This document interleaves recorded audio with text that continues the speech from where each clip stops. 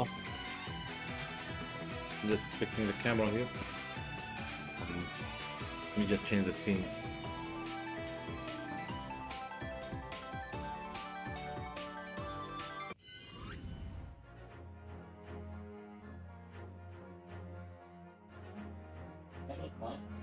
See some minor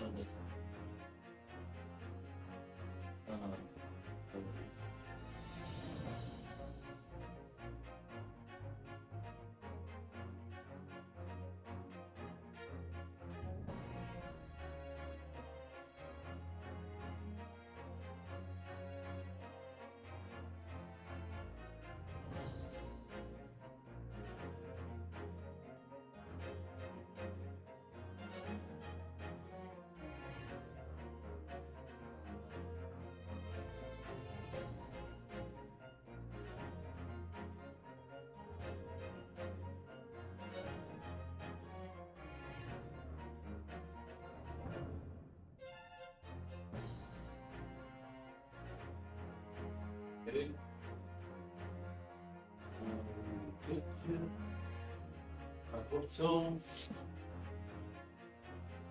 Oh, right. Camera check. Yes. Okay, good.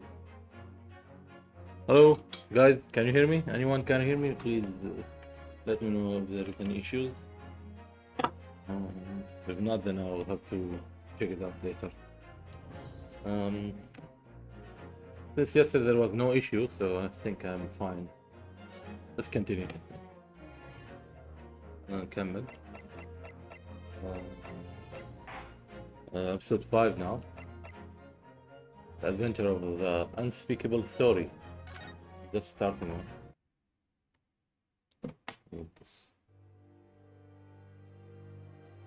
Looks spooky, huh?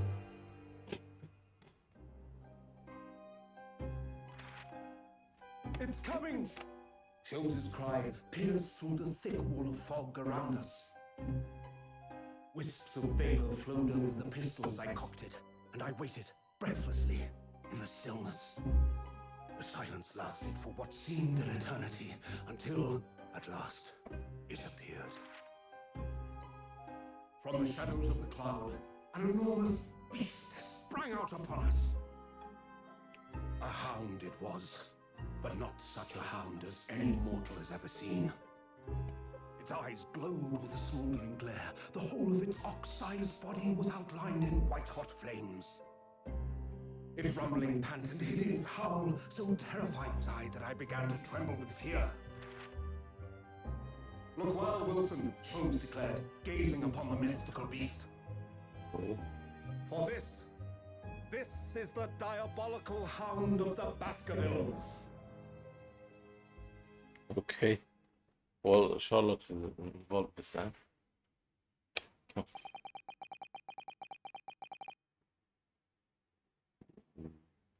Let me fix this camera angle here.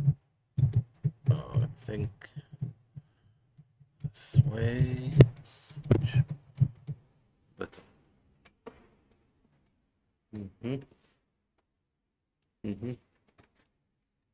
مشكلة دوم انسى وين حاط الكاميرا اخر مرة شي خربط لازم. Okay. Our first 2 months in London passed by in a flash. In that disconcerting courtroom experience we were first thrown into on the day we arrived in the country. And in Sotke San's terrible ordeal that had followed closely behind, we had emerged victorious.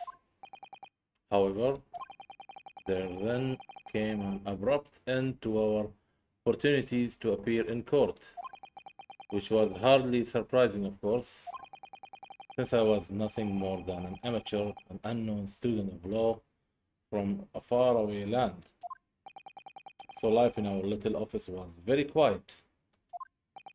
That is, until it was shattered one day by that fateful telegram. Okay.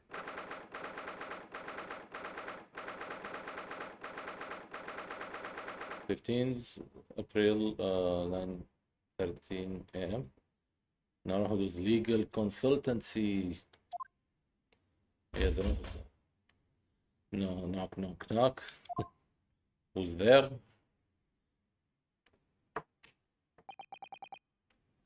That morning, I was awoken by the unreserved knocking on the door by the telegram boy.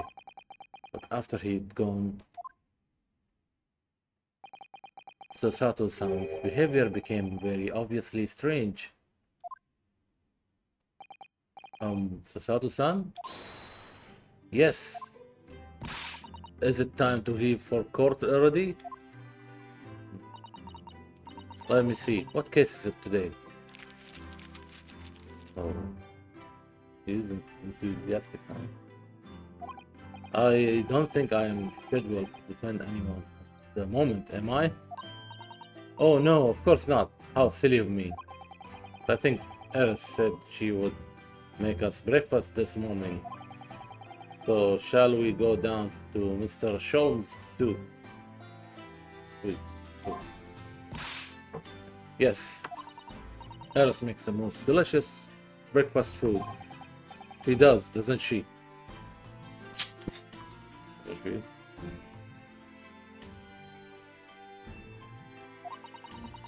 Once our bellies are full, we can leave for court in fighting fit form. Let me see. What case is it today? Here we go again.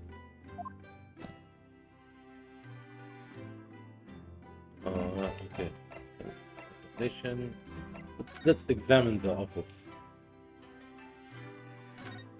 See what he has. We have only been here in London for about 2 months. My desk is starting to look a little messy already. Could tidy up once in a while.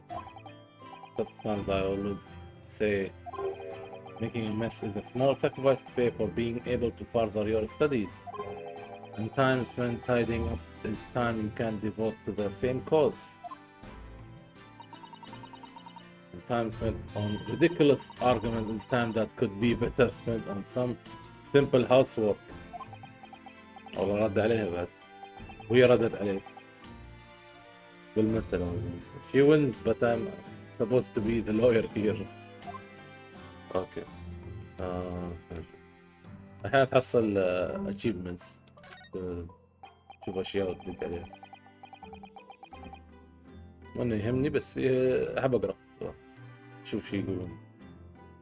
The Daruma doll I thought I brought with me from home, still with only one eye colored in.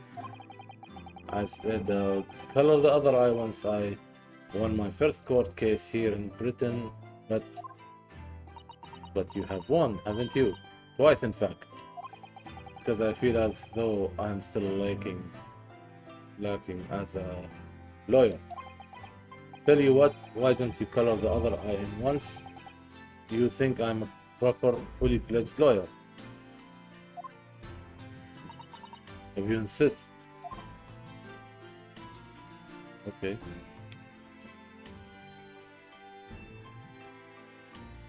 See, there are details in these conversations.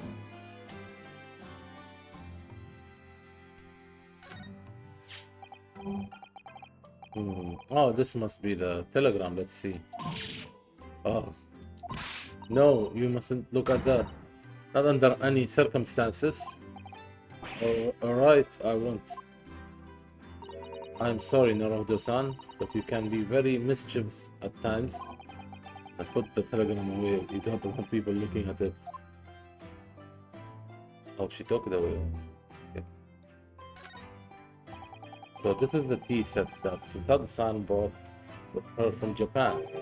Let's hope she hasn't noticed me slipping sugar and milk into my cup when she makes it just so bitter. Tea is a drink to be enjoyed, Naruhodo-san. You really don't have to force yourself to drink it, you know? I don't like to see you screw up your face. So... Okay. What's this? spring at last, and the weather is warmer now. I love the smell of the fire and the steam rising from the kettle. Oh, would you like some tea, Naruto-san? Thank you, Sato-san, but I'm right for now. But the green tea Sato-san makes me from time to time from Eris unique herbal infusions. This place is paradise for a true tea lover. Green tea is such a wonderful accompaniment to British tea cakes, don't you think? Green tea, Japanese green tea is very bitter. I personally don't like it.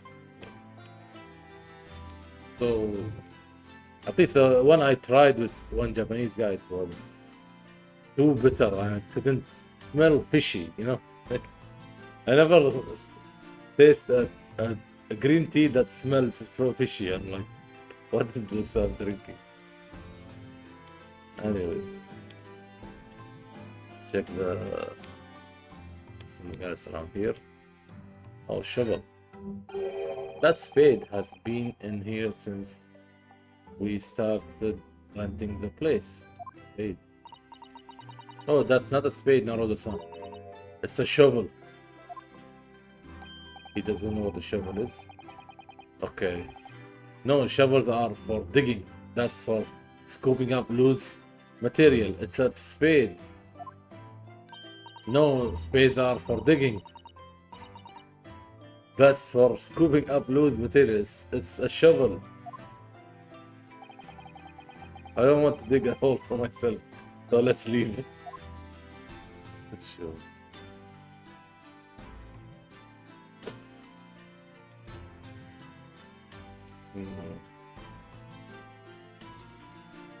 What else here to look for?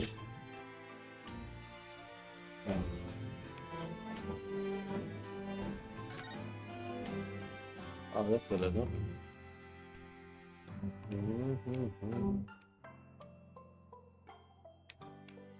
Fish tank. We were rather lucky to find that old aquarium left behind here. So, covering up the text. Let's notice. Let me just adjust this. Or do I have to adjust myself? Move on. Whoa, whoa, whoa. Oh man, the camera stand was gonna fall. Okay.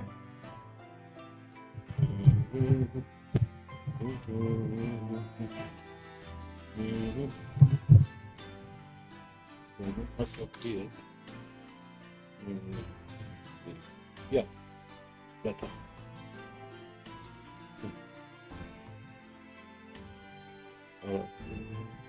The prawns we put in there are doing rather well, and the anemones.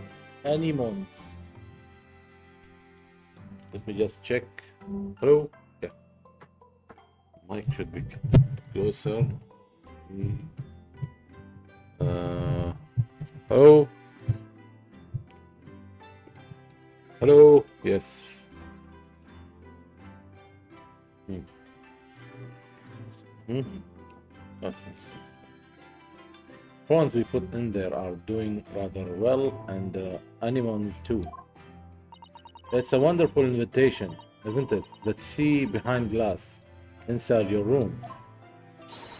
Another example of Great Britain greatness.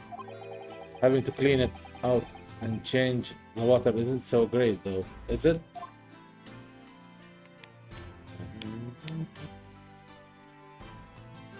This is the door. Do you know I have never seen inside your room there, Sat-san? Oh, that's her room. Never even peeped inside. I should think so too. A young maiden's private chamber is a place of bittersweet secrets, you know? Whatever you say, young maiden. Okay. Can go in there, sure. Okay, time to talk to her then. Nothing else left here. Yep. Sticking.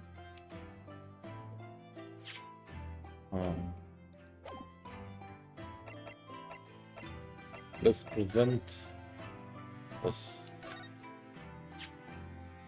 I always do that. I present this one to see what she says. It means a great deal to me, you know, that you cherish his armband. So wear it each time you appear in court. Well, it's very important to me. It's what shows that I'm a lawyer. And whenever I wear it, I feel as though it gives me strength through Kazuma. I absolutely can't be without it, especially when I'm at a critical point in a trial. But just the other day, I noticed you were wearing it when we went to visit that park. Sometimes I forget to take it off. Oh, okay. It's a memento, then let's have a conversation. The telegram. So, what was it about? The telegram that was delivered this morning, I mean. Oh, a telegram. I don't know what you're talking about. Okay, awkward silence. Sorry, but you're not going to get away with that. Well, I didn't think I would. She tried, actually. Don't give it a moment's thought. It's nothing interesting. Boring, in fact. It was just a boring old telegram. That's 3 times now that she's tried and failed to convince me it was nothing. I promise that I will tell you about it at some point. Alright, I understand. Alright, Sasuke-san. Suppose Sasuke-san will have arrived back in Japan by now, won't he? Yes, I should think so. He left immediately after that terrible ordeal, which would mean he should have completed the voyage already, or be just a few days away. Fortnight ago, we had that very long telegram from him. Do you remember? Complaining of seasickness? But by and large, it seems the voyage has been going well. Is something wrong, Naruto-san? I was just wondering, what might have become of Sasuke-san? And he stayed in London, that's all. You mean, as regards Lord Van Zeeks, the Reaper? Yes, I can't help wondering if seasickness would have paled into insignificance in that case. The Reaper. What is it they say, that no one who stands in the dock can be saved from the Reaper, right? Like the way that nightmarish trial ended on the very day we arrived in London. Even 2 months on the cause of that dreadful fire is still a mystery. Yes, but at least Sasuke-san is safely out of the country now. Presumably that means that the curse of the Reaper can only take effect within the confines of the city of London, perhaps. Even if that's the case, it's little comfort. I have a terrible sense of foreboding. If the legend of the Reaper is to be believed, it would mean he wields the sword of justice himself. Come to think of it, I wonder what he's been up to these past 2 months. Surely not wielding that sword against more acquitted defendants. No, I don't think so. Apparently Lord Van Zeeks hasn't appeared in court once since our last encounter. Oh. Yes, since Sasuke-san's trial, he's withdrawn from judicial service again, it seems. Really? It's like before, when he wasn't seen in court at all for several years. There's just been me or who's had to face him in his recent spate of trials then. Oh, that's my luck. I wonder if luck doesn't come into it. Sorry, what was that? Oh, nothing. Never mind.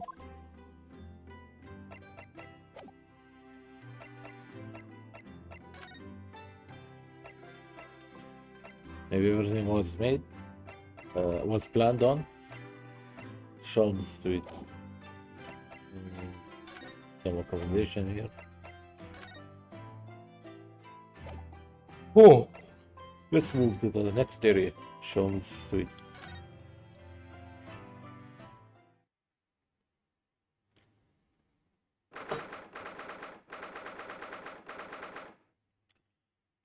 April, Sean Street. Morning, Bruno. Oh yeah, that's his nickname. Morning, Susie. That's her nickname. Good morning, Iris. Who's playing that violin? Good morning. Iris? Iris? What is it, Bruno? What is that terrible noise? Sounds like a cat being strangled. Oh yes, you noticed that, did you? صاحبنا. Hurley isn't in their best form this morning, it seems. خربوط. Shit. Hello. Hello, Mr. Jones. Good morning. Voila. A good morning to die, perhaps. Has something happened, Mr. Jones? You look miserable, and the way you were playing the violin before. My analytical mind is dead. Music is dead. The world is dead. It's so grim. Damn, this balanced existence. No, this balanced existence.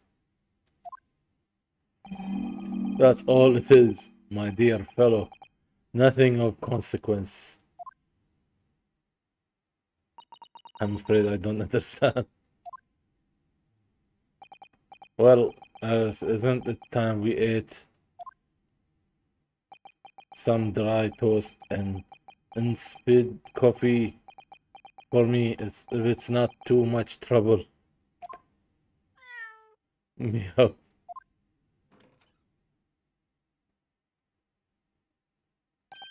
Oh look, it's Waga High.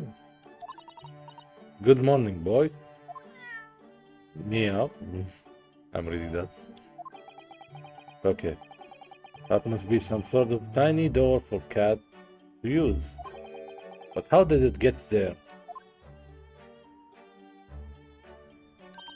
Well then, everyone, time for breakfast.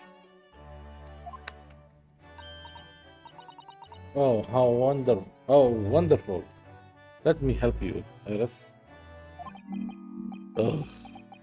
It would indeed be a fine day to die. I knew something looked different. Something's missing from Mr. Sean's desk.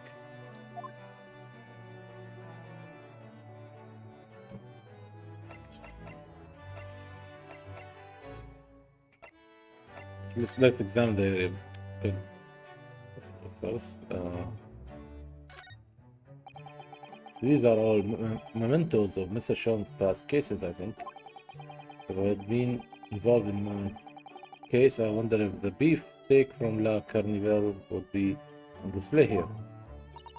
A mystery show, a curious hammer, some mysteries, dancing men, a bust of Napoleon. What an entrancing collection. Looks like an untidy assortment of junk to me, rather like what's on my own shelves. Well, you really ought to learn to keep your things in order, Mr. Naruhodo. No favoritism here at all. He's a fan of Holmes after all.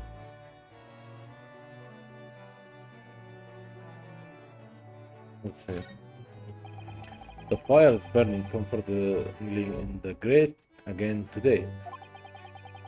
That's a very different feeling to a Japanese hibachi somehow. Oh, look at that photographic print of a lady displayed on the mantelpiece. Could it be? Yes, it must be. It's the woman. Oh, how exciting. Is that supposed to mean something to me? Ah, see, I got the word. The woman. Which woman? What woman? I'm confused here.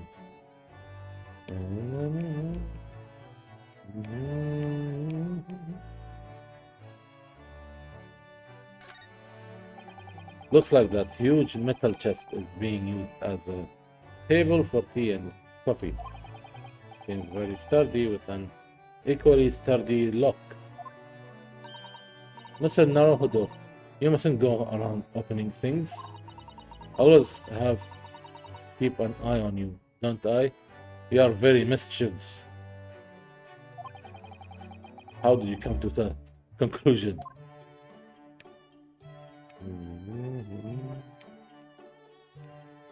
How about Eris? Waga High?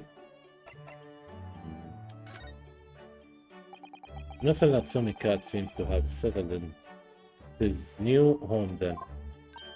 Oh yes, and I have become very attached to little Wagi. Would appear his previous owner is completely forgotten to him. Cats are unfeeling creatures. Their meows as empty as hearts of them. Muses. If Mr. Natsumi had no intention of taking Wagi back to Japan, I wonder why he kept him in the first place. I expect he would have taken him if he could. But pets are strictly forbidden aboard steamships in our experience. For good reason. Terrible things can happen if the rules of passage are not obeyed. Oh yeah, that's like what happened there. Well, I don't mind because Wagi is adorable. Yes, he really is. Oh yes, what about the door? I don't remember seeing that tiny thing in the main door before. Where did that come from? Oh, you noticed? You are observant, Bruno. Look, I use this. It's my latest invention. What? What is that? I call it the cat flapomat. Flapomat. Gosh, a machine for making doors just for cats? That's right. It can make a cat flap for a little furry friend like Wagi in seconds. And it can do it in any door at all, no matter what it is made of. It's very powerful, you see? Wouldn't it have been quicker just to make the cat flap rather than making a machine to make the cat flap? Well, yes, maybe, but now I can make cat flaps anywhere I like. Oh, I think it's wonderful. You must make one for us in the door of our office upstairs, Iris. She really knows how to come up with unconventional inventions, this girl. Hehehe. Okay. Oh wow, so big here. Typewriter.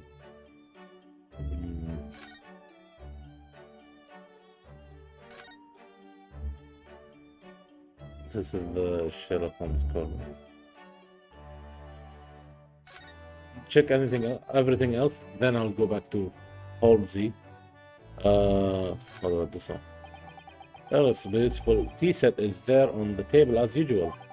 Cup of one of her special herbal blends always helps me to relax when I'm feeling the strain. The English pastime of tea has many similarities with our own tea ceremony customs, don't you think? It's idea of hospitality behind it. That's the essence of tea. Board, green board. This is where Iris notes down ideas, isn't it? Let's see, what does it say today? The Boscombe Valley Mystery. Oh, wow, how intriguing. Okay, how intriguing. Must be the title of Iris' latest work. Oh my, I wonder what fantastic tale awaits us. Susato-san looks like an angel, but I bet she's dreaming of the most unsavory crime you could imagine.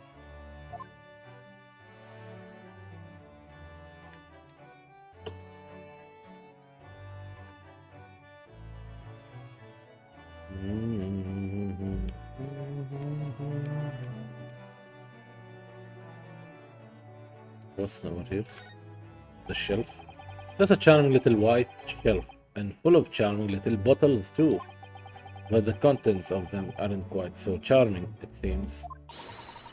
Science is the future, Mr. Naruhodo. You can't deny it.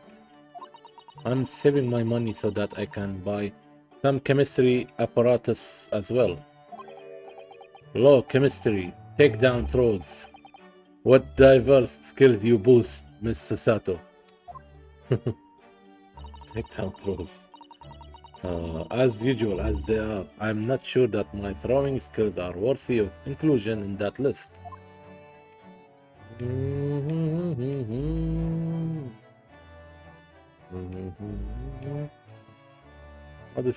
Why this soundtrack is catchy? Let's check the lamp. Come to think of it, I haven't seen Iris doing much writing recently. But there is paper already set up in the typewriter. Look, as if she's about to start. That reminds me, when I mentioned that Iris was in the process of writing a full-fledged novel, Mr. Natsumi was most impressed. Oh yes, Mr. Natsumi. That's what I will be doing too once I'm back in Japan, he said, through tightly clenched fists and teeth.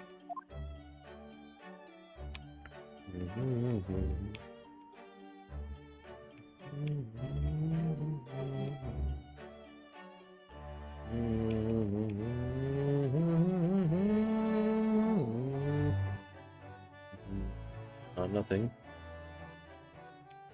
Unicorn? Okay. Too pink for me. Okay, let's go back to Sean's area. Word globe.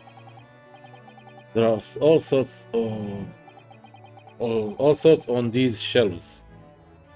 Chemistry, apparatus, books, papers, and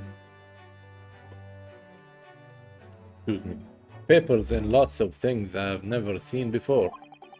It's all heaped up so high I can't help feeling that the whole lot is going to topple at any moment.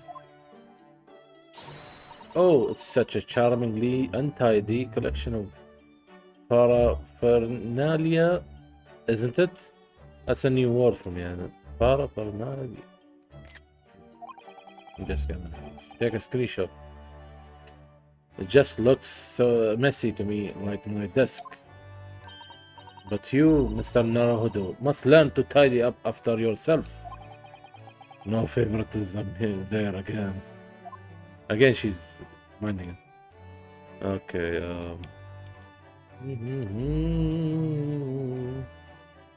so there's Scatterland.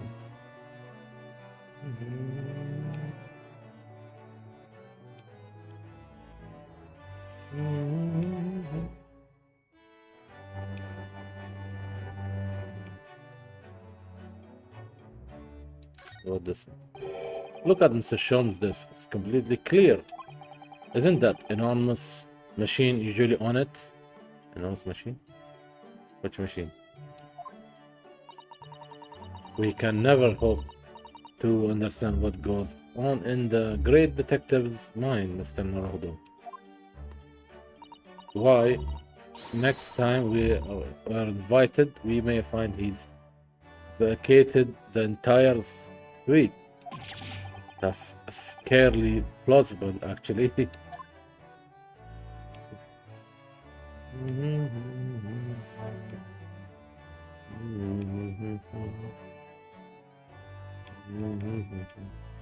Oh, nothing more?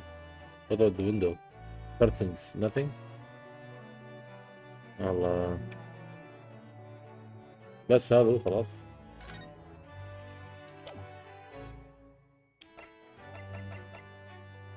Let's show him the badge. Mr. Sholmes, could I ask for your opinion about this?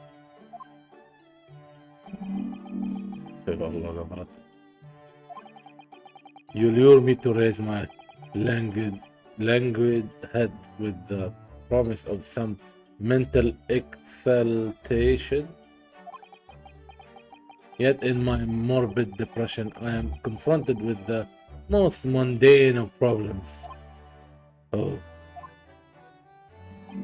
My mind finds greater stimulation in the unforgiving monotony of the floor than in your miserable offering. Always glad to help. Oh, my head weighs heavy on my shoulders.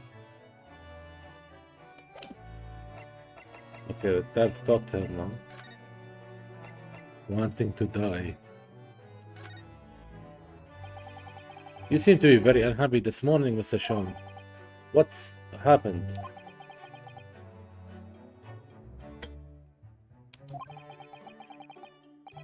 Used to be the case that in my hands, this violin sung like the dawn chorus, its melodious tones would make flowers bloom. It would. But now, the muses are unmused with me. The goddess of music have thrown me over.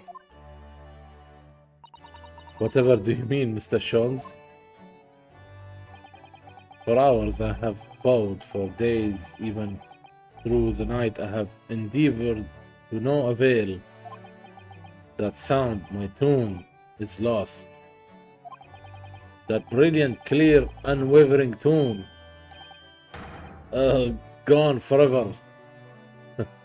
No more recitals of unbridled emotions. He lost his charm. Well, you haven't been practicing much lately, have you, Harley? Don't worry, I am sure it will come back to you in time. Heed my words, Master Naruhodo. The goddess of arts are fickle. One day they bestow genius on a man, the next they unmercifully withdraw it. Oh dear. Why is this happening to me? If they take the turn I have for the violin from me, what is it left? For pity's sake, what is left?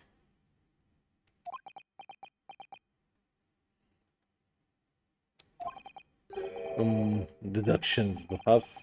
Isn't that what you are known for?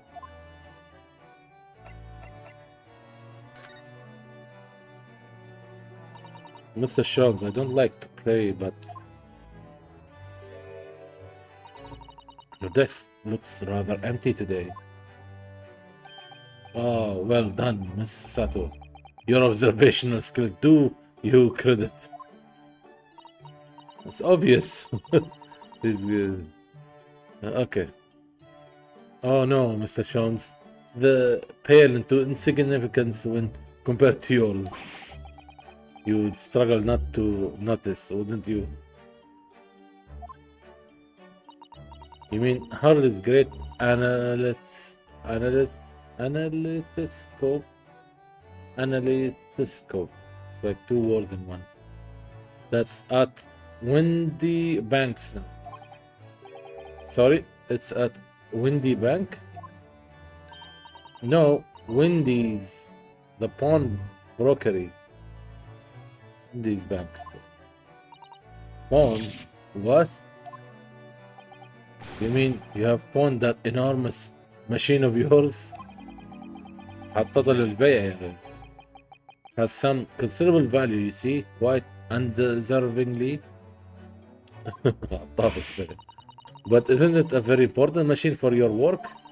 I do wish you had consulted us if your situation had become so desperate. I should have gladly passed what little income I have to you. Dear Madame, things are far from desperate. But the pawnbroker has your wonderful machine. How can it be anything but desperate? Making use of pawnbrokery is quite ordinary here in London, I assure you. It is? It doesn't sound ordinary at all. It would seem that neither of you fully understand how pawnbroking works. Oh, what's to understand exactly?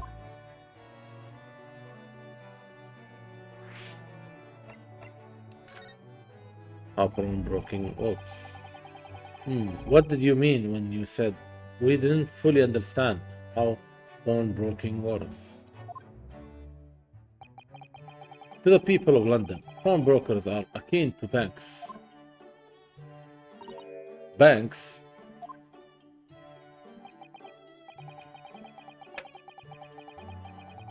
On Mondays, merchants relinquish their finest jackets and trappings to their pawnbroker of choice. With the money they receive in return, they are able to trade happily through the week. And then on Saturdays, they go to recover their things using the money they have earned. I had no idea. This has been a fascinating lesson for us. Everyone does it, you see, especially people in inner London. And should they have money to spare, they would purchase another fine jacket. Not to wear, obviously, but to pawn, should the need arise. Oh, how ingenious. So whenever we have something that's getting in the way, we leave it at Windy Banks, you see? Pawnbrokery can be thought of as an extremely secure vault. Who would have thought that even pawnbrokers are different here in Great Britain? Of course, you have to watch Hurley with it. Sometimes he pawns things he really shouldn't. Don't you, Hurley?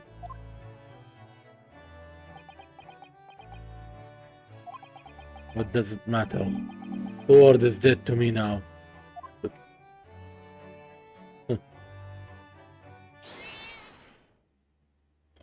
Cat?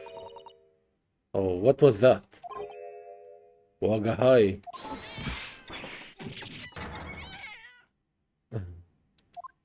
He made a mess? What was that? Oh no!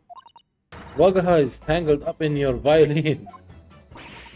Think he thinks it's a toy. No, what's he doing to it? Oh dear, Mr. Sean's precious violin. Why should I care? What? I shouldn't be surprised. If the cat is a more accomplished musician than I now.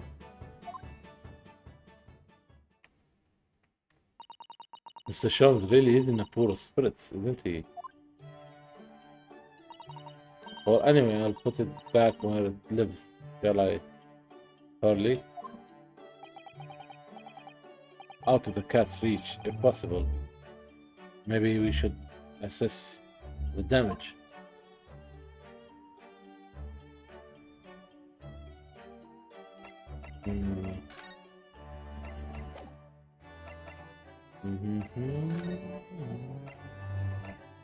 Okay.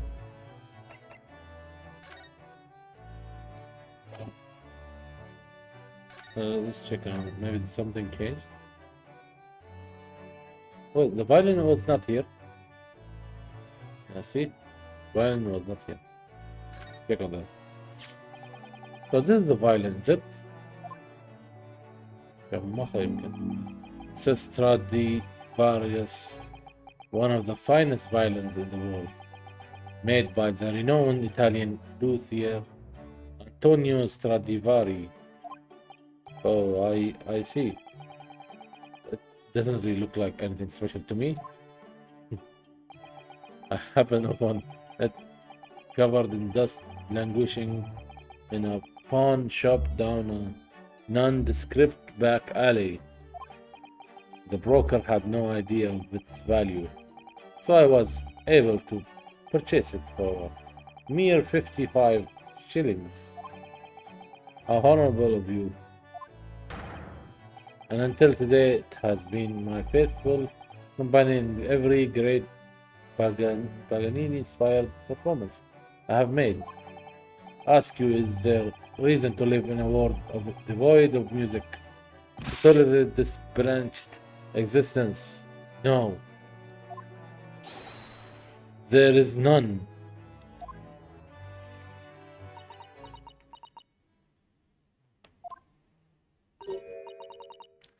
Okay, music stopped. Mr. Jones. What, dear madame, what? My thoughts are preoccupied with fancies of release from this dull routine. Well, it's about the violin. Looks very different to normal, don't you think? What do you mean, Mrs. Sato? Serious song now. Oh, Susie's right. Yes, the tone of the wood is completely different. And that's not all. I'm sure there was no crack here before. Wait, it's not even the right size, is it? What's this?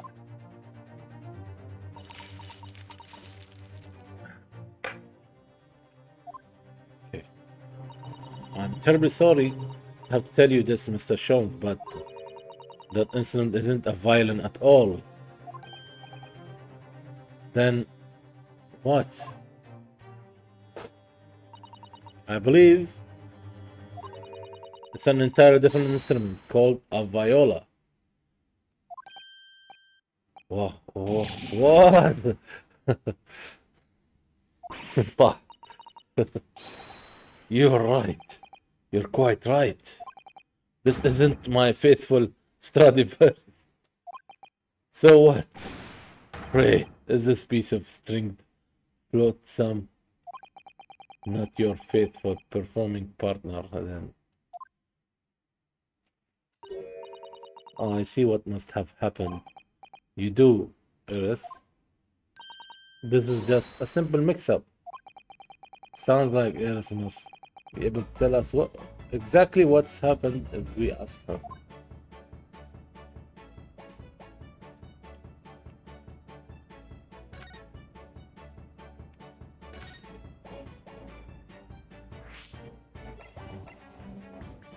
Hold on, I'll just make tea. Be right back. Let's take the chat with me. Chat.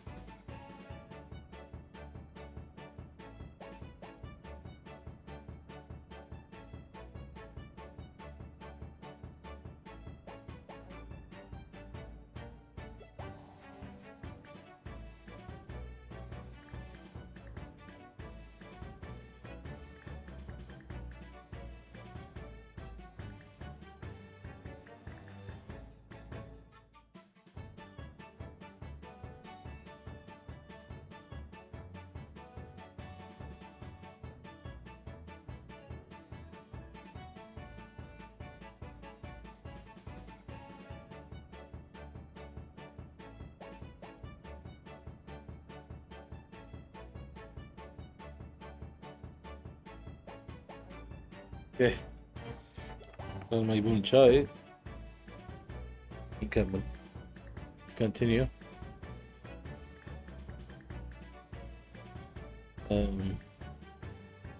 Mix up.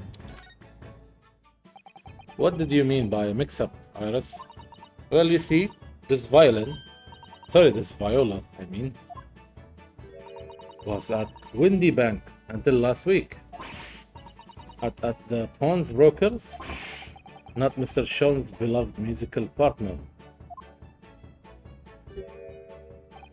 There is a proverb from the East with which you are no doubt familiar, my dear fellows. Always let a beloved child travel. Okay. Yes, indeed. So you sent your beloved Violet to the pawnbrokers in the hope that it would experience personal growth. Okay. Oh, what a wonderful idea. Last week I pawned my great Stereoscope in order to release my precious instrument. It would appear Mr. Windybank mistakenly furnished me with this tawdry fiddle instead. Tawdry fiddle instead. Okay. Yo, Araki, كيف الحال? Yeah, this is episode 5 now. This is the last episode of the first game of the Great Ace Chronicle. It's supposed to be the last episode. Still on this game, yes.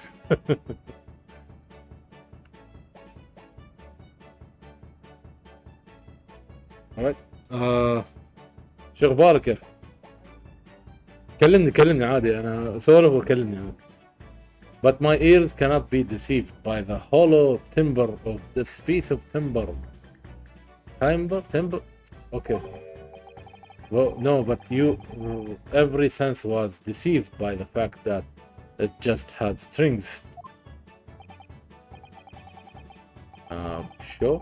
A fine state of affairs this is, and why I always say Mr. Naruhodo. Yes, finally. Never trust a pawnbroker. They will try to fiddle you every time. But earlier you told us that you could think of pawnbrokery as a semi-secure vault. بعدك مو مشكلة. يوم بترجع خبرني، بلعب وياك ستريت فايتر يا أخي. مشكلة يا أي شيء. اشتريت الكاستم على فكرة، اشتريت الكاستم مال كان لي وفي مال كين بعد ما استخدمته وياك. في كاستم مال كين وكان لي وريو هذا الوردي.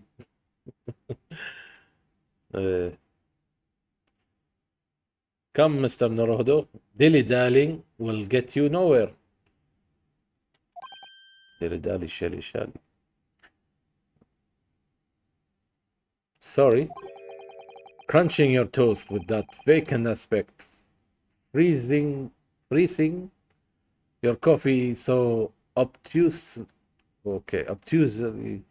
والله في كلمات غريبة الحين. أنا أديك سكرين شوت أحسب بعدين. أشوف شو معناها. اوكي بلعب. حلو.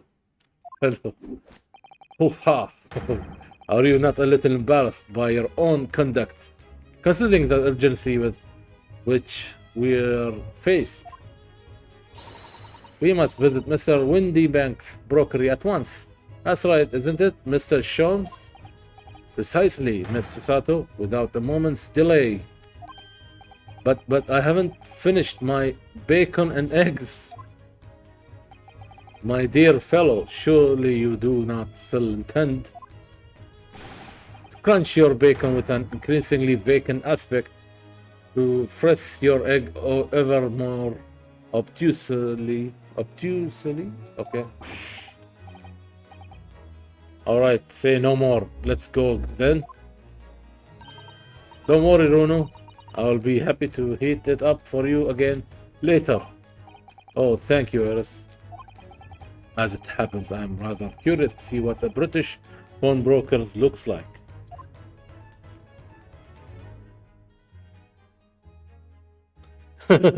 عند كاستم ما خليك. وردي حبيبي، قوة الوردي ما تعرف، وردي قوي، خليك تستوي فيه وتخسر. بس عندي لبس مال كن، هو ما بتكلم، هو شيء عجيب صراحة، أحلى لبس حق كن سووه. هو تابع لشخصية ثانية، بس أعطوه ككوسبلاي حق كن، وممتاز صراحة، راكب عليه. إذا تعرف الشخصية بتقول راكب عليه، إذا ما تعرف الشخصية ما أعرف، ممكن تقول ما أدري. خليه مفاجأة، ما بقول لك. شو بعد؟ لحظة بس، وينها؟ في كلمة أنا صراحة بشوف شو معناها ولا شو هي، بس كلمة واحدة. شو قال هذا هوبز؟ جنسي based on conduct obtusely شو هذه الكلمة؟ So coffee so obtusely crunching your toast with that vacant aspect, freezing your coffee. كلمات شكله شي بريتش، عرفت؟ بريتش، فانا بريتش ووردز هاي ما اعرفهم وايد، فلازم شي جوجل حبيبي. فريزنج سوري، مو فريزنج، فريسنج.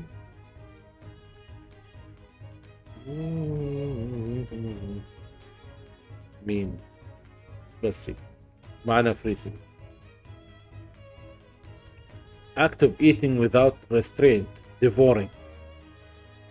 What does it mean to be called obtuse? Obtuse, which comes to us from the Latin word كلمة لاتينية meaning dull, blunt, and can describe an angle that is not acute. Hold on.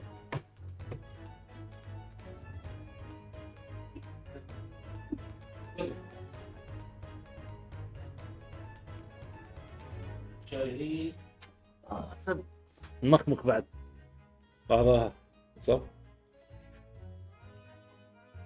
هذه اللي مللت فيك في الشاشة السوداء ولا شي؟ أنا أشوف الشات شو يقول. المهم الأداء مو باللبس، صح تعجبني. مشكلة كد يا ريال، شعر يوقد. زين خلي نكمل. كلمة لاتينية تبغوني أعرف بعد؟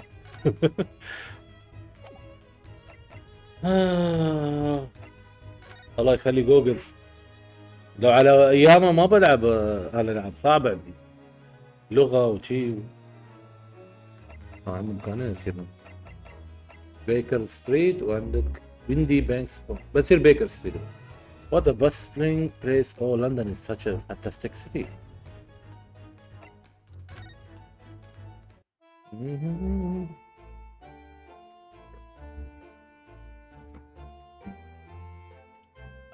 Let's examine. خلينا نشوف برا. Closed. Door for rent.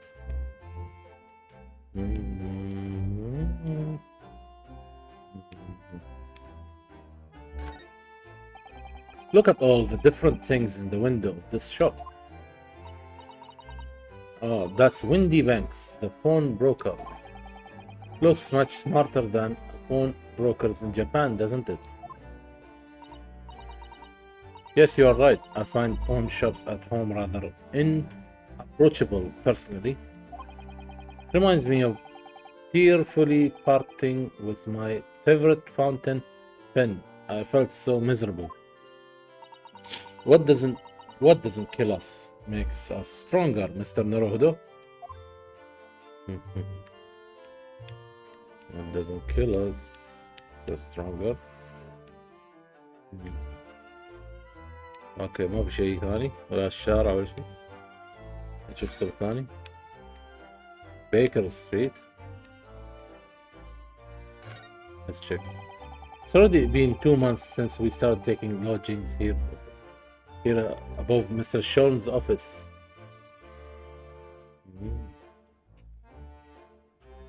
هم ساكنين هني في المبنى.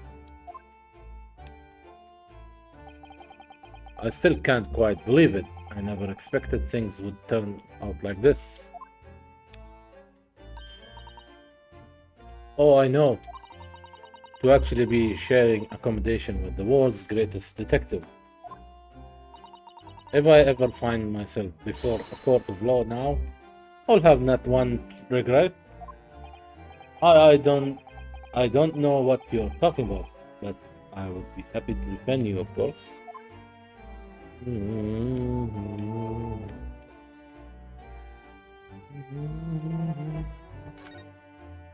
شكلنا بدش شيء. Move inside.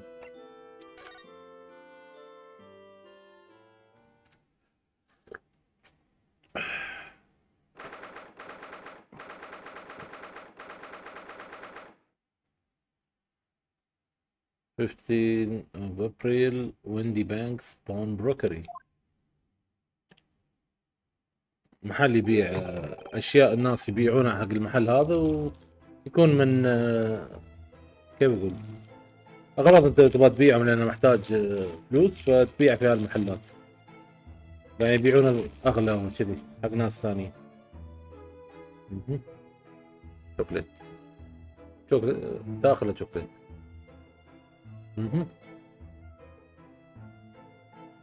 So this is a British pawnbrokery. Oh my, there are all sorts of tools and contraptions in here that I have never laid eyes on before.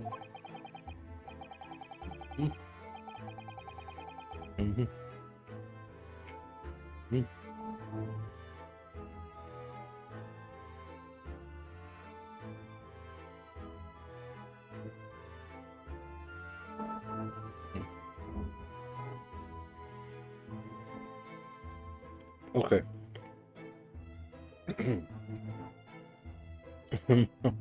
ما تذوب حجي تعالوا.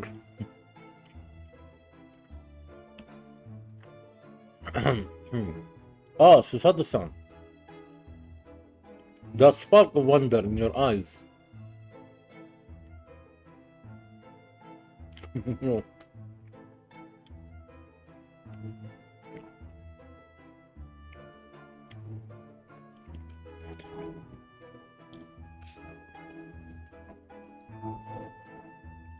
Oh, Susato-san, that spark of wonder in your eyes. We can't wait to explore the shelves, can you? I get the impression you enjoy places like this. Oh yes, I don't know why, but seeing such a lot of things I don't understand is real thrill for me.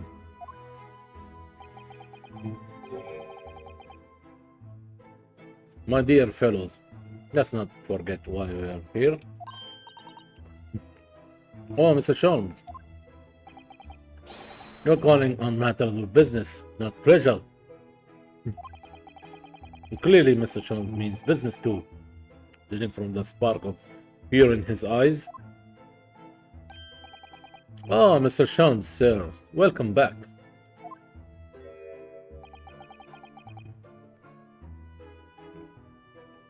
Did you hear that brazen welcome? Well, yes, we are potential customers after all.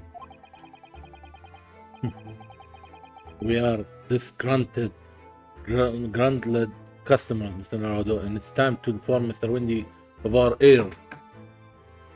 شكله مش عاجب منه. Touch of disgruntled. So new words.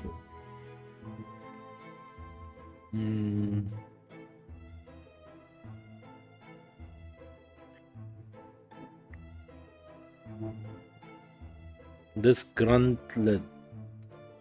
L's silent. أنا عارف إن معناه not satisfied يعني. شو قال؟ Disgruntled. مستاء. Angry. Dissatisfied. He's just dissatisfied customer. Okay. الكلمات البريطانية مختلفة عن الأمريكية، الإنجليزية والأمريكية طبيعي. We are disgruntled customers, Mr. Leonardo, and it's time to inform Mr. Windybank of our ear. Come, the fight is afoot. هذا Windybank. أول شيء, first thing first, we check the area. What are you doing, my dear fellows? Okay, we're not here to browse for interesting, curious. Okay, we have come to teach this broker a lesson. Oh, but there are just so many fascinating items. Looks as though we have to talk to Mr. Windybank first before you can explore in here, Miss Sato. Can't explore, huh? Shit.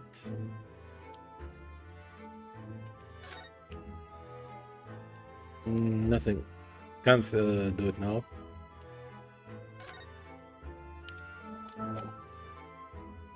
Conversation. I'll present him the armband. Mr. Windybank, about this. Let me see. I'll give you 2 penis for that. No, I don't want to pawn it. Okay. 2 pence. ولا شيء. Pawn brokery, violent. Naturally, you will recall this, which I retrieved from you some days ago. Yes. This second-rate fiddle is not my faithful instrument, Mr. Windybank. The color of the wood is different. It has holes in it. It's not even the same size. A wonderful summary of our observations, Mr. Sholmes.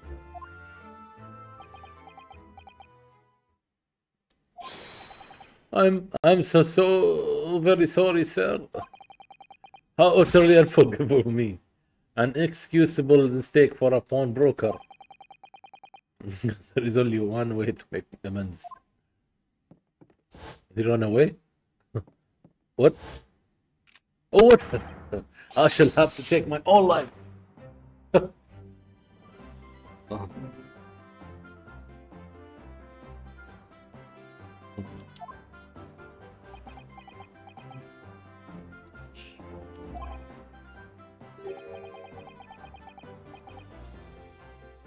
I don't think that will be necessary, do you? If I may just say one thing before I pop off. Oh, yes. شكله مستانس. It was you, sir, Mr. Sholmes, who took it upon himself to remove the item the other day, I believe. Sorry. As I recall, I entered the storeroom to fetch your violin, and I heard, here it is. You did? And when I turned to controvert, you had taken the viola and left, sir. هو اللي شاف الفيولا وحرمها له وروح ونحاول يشرح له بس روح. However, there can be no doubt that the blame lies firmly at my own door for allowing you to leave. So I shall not grumble or grouse any longer. May this guilt die with me. No, stop, my dear fellow. The fault is mine.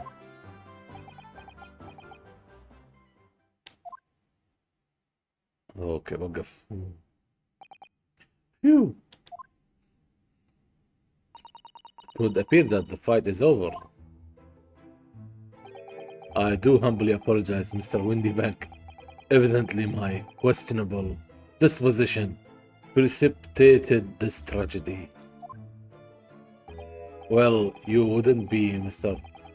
Sherlock Holmes without that questionable disposition now, would you? Ha ha ha. I do believe you may be right, sir.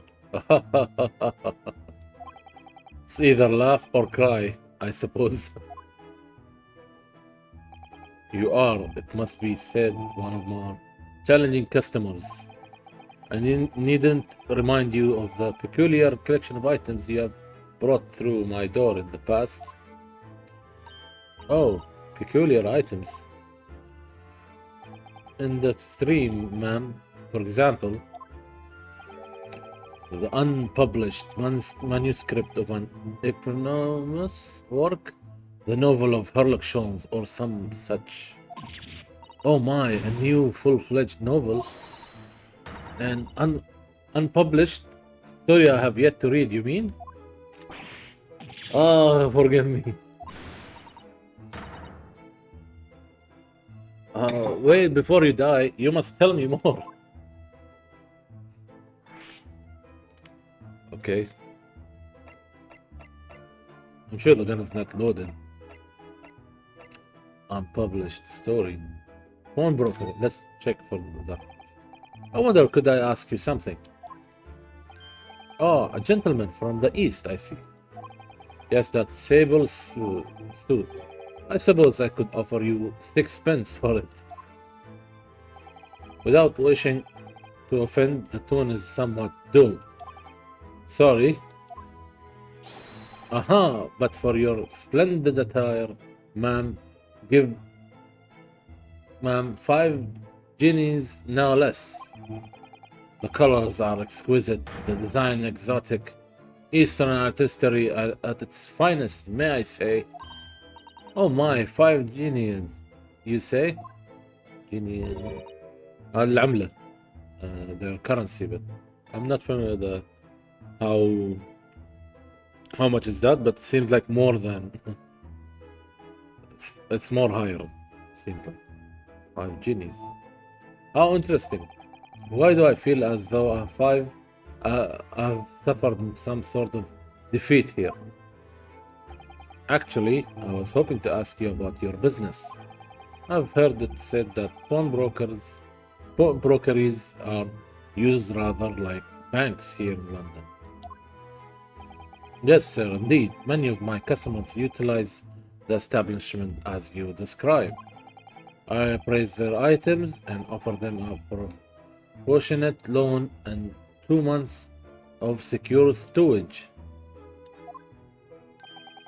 Even that time, they repay the original sum to me plus the agreed interest. Their items are happily returned. الفكرة. طيب. But what happens if they don't pay you the money? He takes it. Then the items are offered for sale in my shop, as you can see on the shelves behind me. So you never sell items before the 2 months has passed then? That's right, ma'am. That's right. Which means some considerable responsibility rests on my shoulders. Should a customer's precious belongings be lost, the only recompense is for me to end it all. I see now. Okay. The very idea, Mr. Windybank, is an absurdity. One should never talk of one's demise so casually, says the man who was telling us all it was a good day to die only this morning. And let us not forget that I have already helped you take measures to ensure such tragedy never occurs. Oh, what sort of measures? I engineered a simple device which Mr. Windybank has installed here in his shop. I call it the red-handed recorder. Is that not so, Mr. Windybank? Ah, what was that deep sigh about? Okay, let's check the unpublished story first.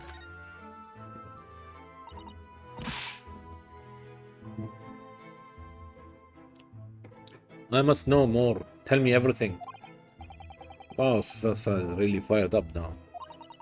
Is there really an unpublished story under this very roof? Well, one day the gentleman here brought in an old metal chest, you see. I should like to entrust this to your care for a while, Mr. Windybank. for a chest like that. 1 shilling, sir. Not a farthing more. It houses something of very great value indeed. Latest manuscript, recounting the adventures of one Mr. Sherlock Holmes. I beg your pardon, manuscript? You wish to deposit a manuscript? Indeed I do, for I am confident it will be quite safe here. And that was that. As such, Mr. Holmes' latest tale of otherworldly mystery lies dormant in my storeroom. Oh, you're going back home? Great, man. Let me know when you reach and are ready for some beatdown. Some street fighting. Mr. Holmes, is that really true? Do I sense that someone doesn't want to talk about this? I can do to pay your fee, do I not? Then kindly continue to store my belongings securely. Of course, sir. Of course. They are safe and sound with me, I assure you, on my life. This is all very strange. Okay, now, the red-handed recorder. Alright. What on earth is a red-handed recorder? Use your eyes, my dear fellow. There are 2 just below the ceiling. Where is it? Ceiling? I can see what appears to be a camera attached to some sort of timing device. Very astute. I want to check this word. Astute? Quick Google.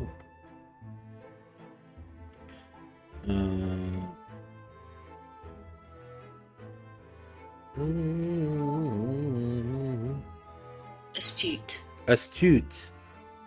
Okay, astute.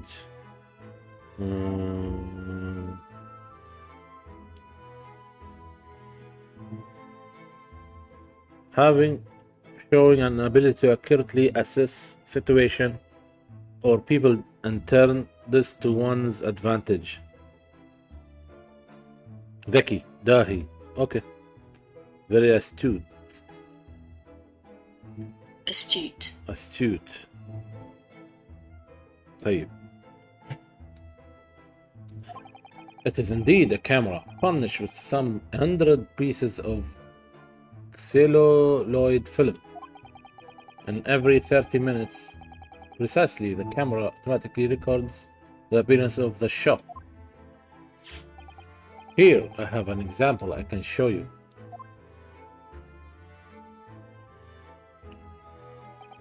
Oh yes, a print from the camera set to record the activity at the shop counter.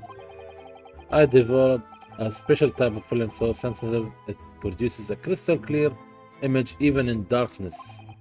Really, that's extraordinary. Yes, you can clearly see the counter and the door behind it. Okay, behind it, look.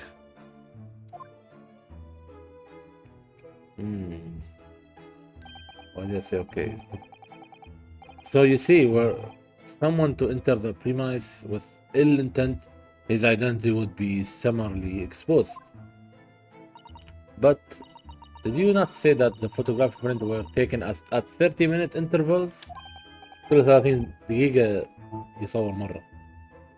Indeed, as you say, my dear madam.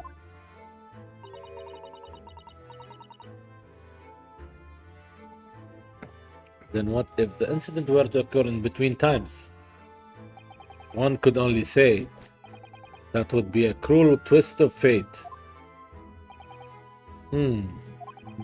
I must confess, your devices have been giving me some cause for distress of late. I beg your pardon, Mr. Windybank. Surely they are anything but distressing. Reassuring is the word. It's the cost of the film, sir. You most graciously placed not 1 but 2 cameras in my shop after all, which means I must pay for no 100 utterly useless prints every single day. I'm afraid the cost of the film will break me before I am very much older.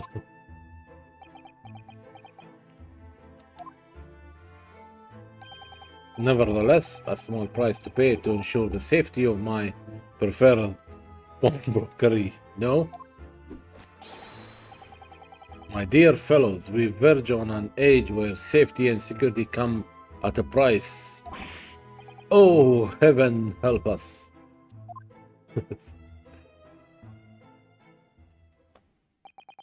Now then, Mr. Sholmes, allow me to return your precious violin. It's a red violin. Ah, the very thing. Thank you, Mr. Windybank. Perhaps this might mark the end of the peculiar items you try to pop. Because if anything were to happen to one of them, this would be the only answer. I really think you ought to stop waving that gun around. Someone could get hurt. Fear not. Sorry? I've only loaded a single bullet, so no one but myself could possibly be harmed. That's not really what I meant. Good day to you then, Mr. Windybank. It's been a pleasure as always, Mr. Sholmes. بيخلونا شي يعني. So, Mr. Naruhodo, now we can explore at last. Okay, time to explore the area. Examine.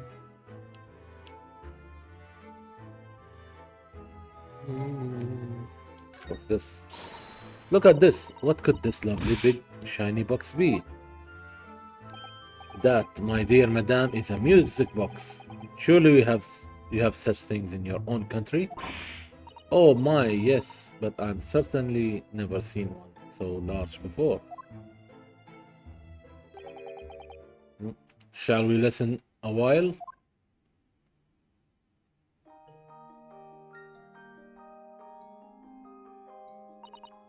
Ah, what a sublime sound.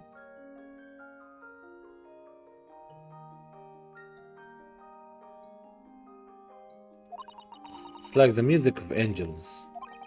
I've never heard anything like it before in my life. This particular specimen is of a larger variety commonly found in public houses and restaurants. There is a metal disc inside on which the notes to be played are recorded. Simply by replacing the disc with another, any music you care to imagine can be played. Like a vinyl disc. Yes. My goodness, what a simply delightful machine.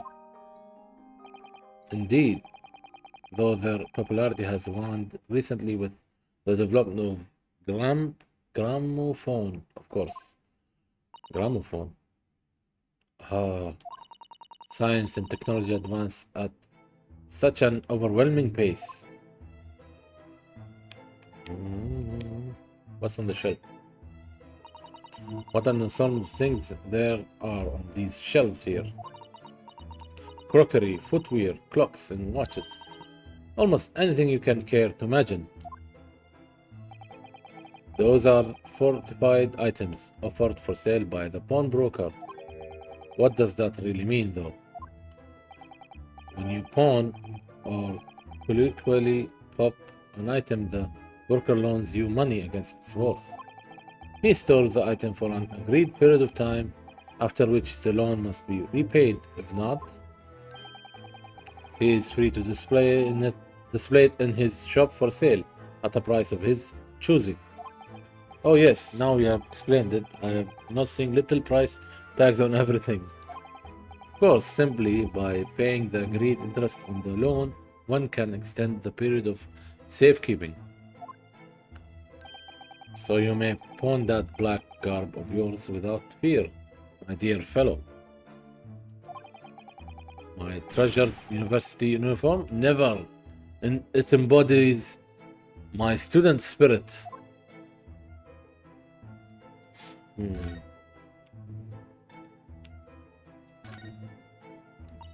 Now, what do you suppose this rather enormous machine does? Seems to have two little windows for looking through. Allow me to enlighten you, my dear fellows. What you're looking at is a stereoscope. Fascinating.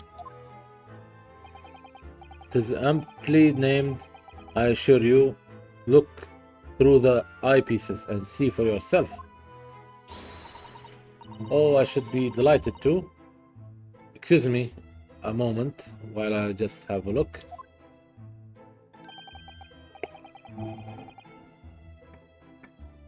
Just before you do, there is something I should point out. My dear fellows, in order to see the image properly, stereoscopically as it were, you will need to be cross-eyed.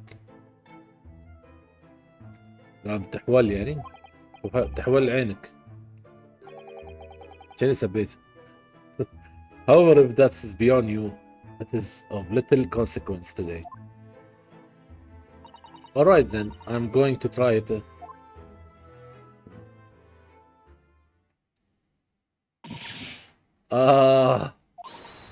Mr. Naruhodo, you must see at once. Oh, alright then. So I need to be cross-eyed, like I'm trying to look at my own nose.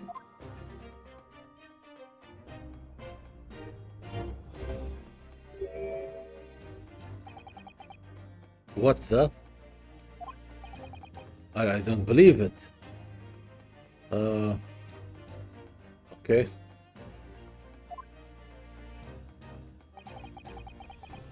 Just a photographic print, but it seems like you could reach out and touch it.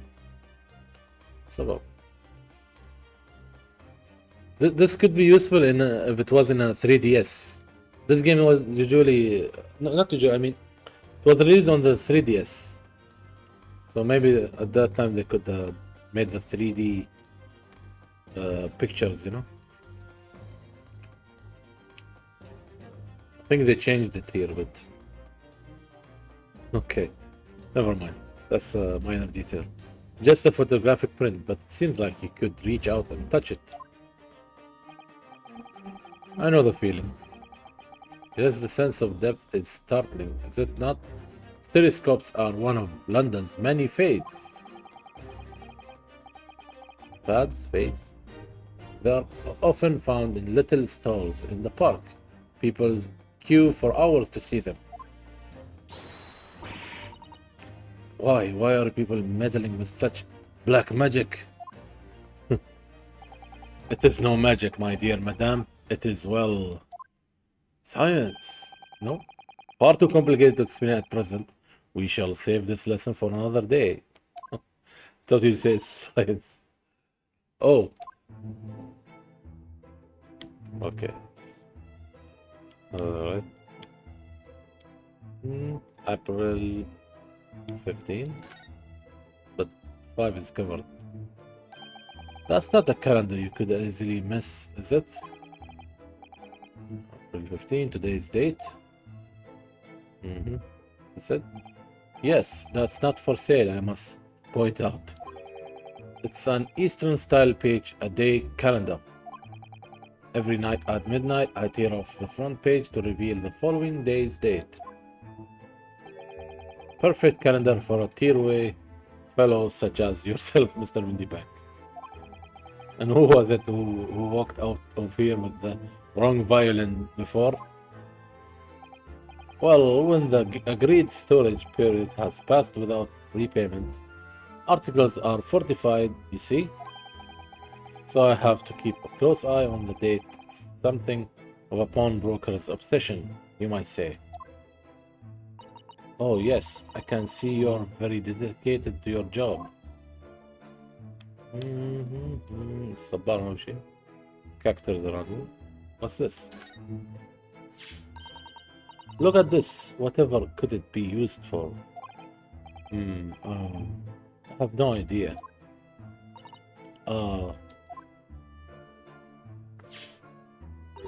There is a small cat just here. Look. We're going to open it, aren't we? Oh my, that's amazing. That's some sort of a spring-loaded mechanism, which we'll never manage to put back to the way it was before. من فضولها راح بطلت الغرض.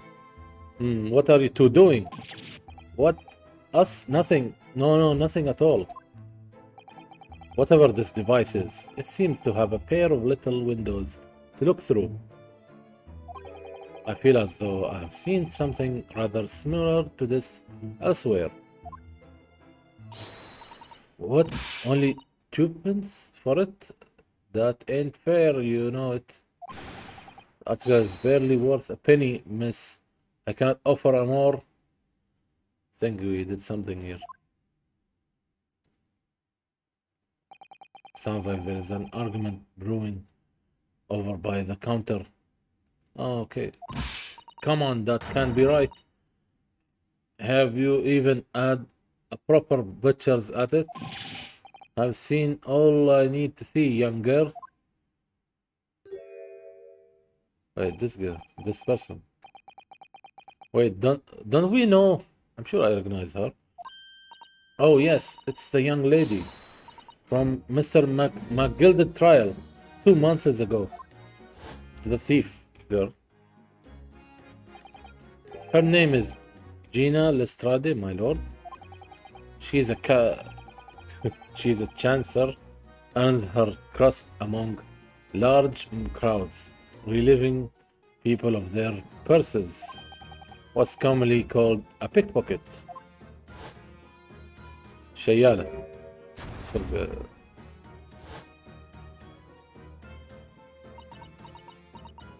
Gina. Gordon Bennett, you lot.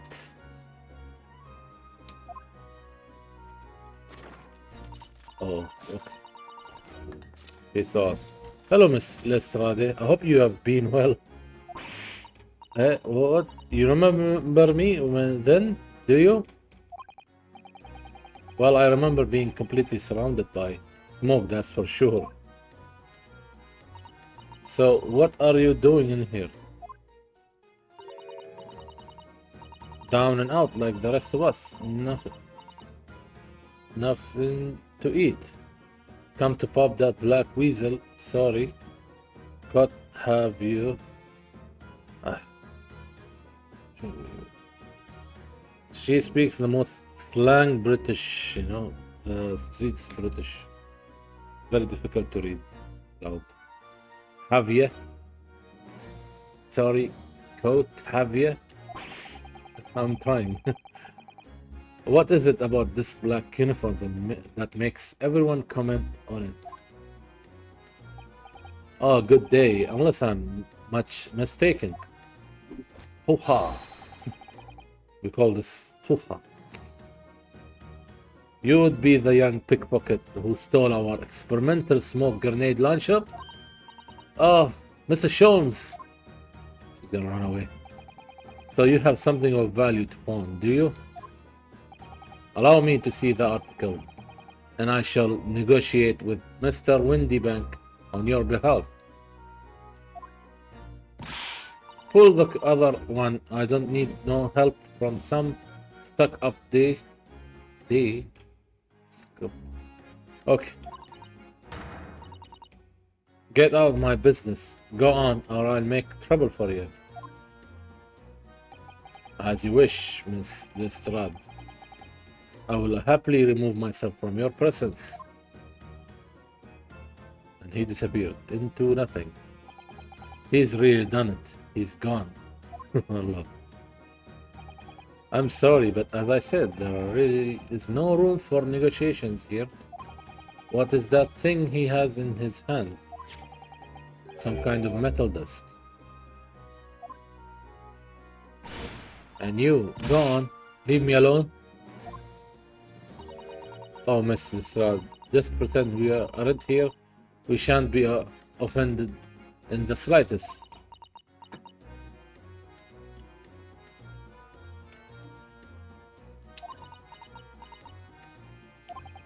So Sutherland can really stand her ground when she wants to. Whatever.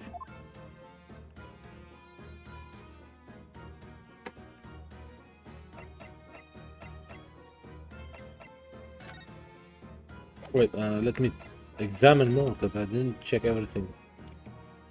Gina interrupted for the examination of the area. Could be this one, huh?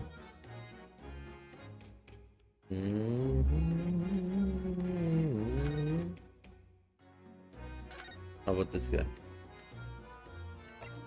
Oh, still? He has some more to say. Look at Mr. Windybanks watching diligently over his shop. There are still so many things I'm curious about. I don't believe this is the time for browsing, Mr. Naruhodo. Oh, now she's stopping me. Okay. We should probably see whether that argument's been resolved yet, I suppose.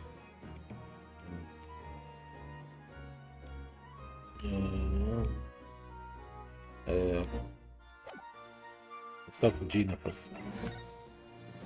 First thing I do is I show her the armband. Would you have a look at strange? Where's my armband gone? What's the problem? Something wrong? Don't suppose you're looking for this? Yes, but how? But how and when and how again? I got a talent for it, haven't I?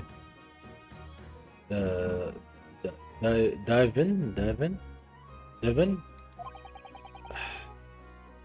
That's bordering on black magic. And it makes what I was about to say about my armband seem a little dull. So what do you want to tell me about it then? خلاص ما بقول شيء. Converse. Pawnbroker's customer. Somehow I didn't really think you were the sort of person who would use a pawnbroker, Miss Lestrade. Yeah, well I am, alright? I'm a Londoner, just like everyone else. That's a problem, is it? No, not at all. It's just that, well... Oh, I get it. I know what you're thinking. That thing probably don't even belong to her. Probably got it on the dive, didn't she?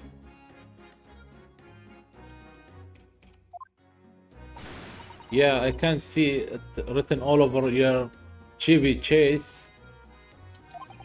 Well, I might have been thinking something along those lines. Oh, okay. He confessed though. You're not going to deny it, Mr. Norado. Alright then, I'm just going to come out and ask you straight. Do you buy things that you steal from other people? Well, I don't know how best to answer that, really.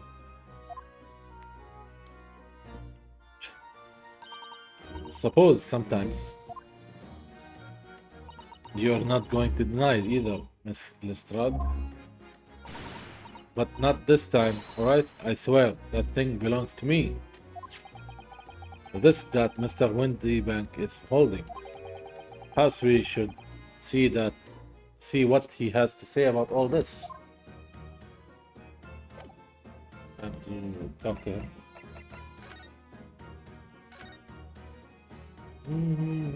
Mr. Lestrade. Mr. Windybank, what exactly is this metal disc that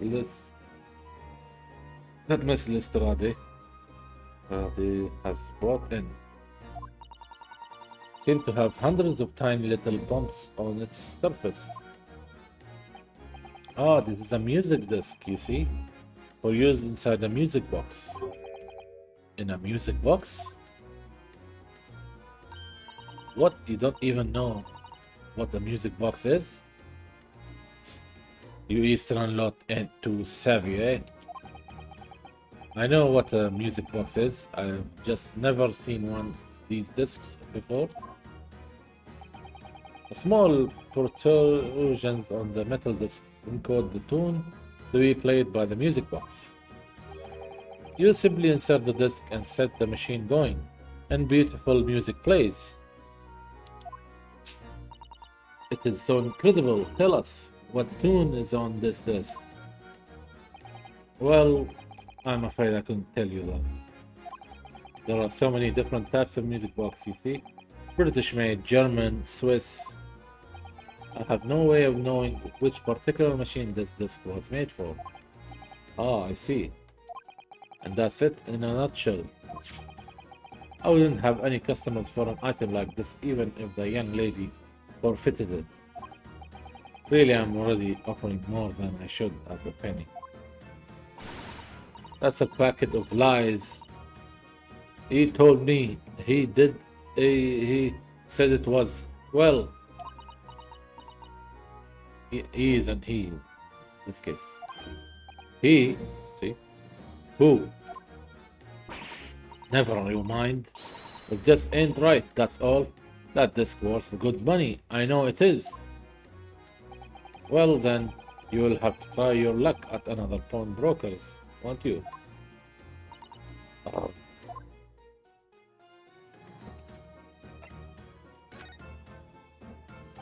She's been in before, of course. This little Tater Demalion. I see. And brought some dubious article or other with her every single time, I might add. Dubious? What are you trying to say? I am an honest customer, me. Honest customer. So is there something dubious about the disc she brought in today? Well, if only it were that simple. Sorry, what do you mean? What she actually brought in was a storage ticket. Ah, storage ticket. So, Miss Lestrade has actually come to redeem an article from you today. Is that right? Yeah, that's right. A girl like me has a lot of stuff. What needs stolen? Alright, yes, that's definitely dubious. The article in question would have been forfeited at midnight tonight. But as she gave me the ticket for it and repaid both the loan and the interest, I was obliged to return the article to her. But what was the article? Do tell us, Mr. Windybank. The little scamp is wearing it, ma'am. It's the gun? Oh, the coat. It's the overcoat that she redeemed. Oh. What's wrong with that? It fits, don't it? I mean, it's mine, so of course it does. So, what about the disc then? How does that come to all this? Oh, the disc is something else. A new article to pawn. If the girl and I can agree a price. A new article to pawn. I'm confused. I thought you said that Miss Lestrade brought in a storage ticket today. It's really quite simple. Yes, the child brought me a storage ticket and the money owed on it, as you say, for this heavy black coat which you returned to her care, as I would understood it. That's right, yes. Rather unsurprisingly, as soon as the little ragamuffin put the thing on, she went riffling through the pockets. Oh, you mean...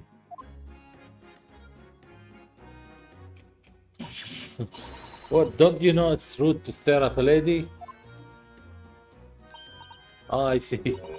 So it came from the pocket of the overcoat, did it? If you mean this disc, then yes, exactly. She immediately tried to pawn it. For quite a high price as well. This is all rather suspicious, I think. Give it up, I'm just trying to pawn something like anyone else would. Miss Lestrade, may I ask who deposited the overcoat here in the first place? Well, me. It doesn't really appear to be your size. me, old man. It's me, old man. Ain't it? Is it, Miss Lestrade? Yes, this is definitely all rather suspicious.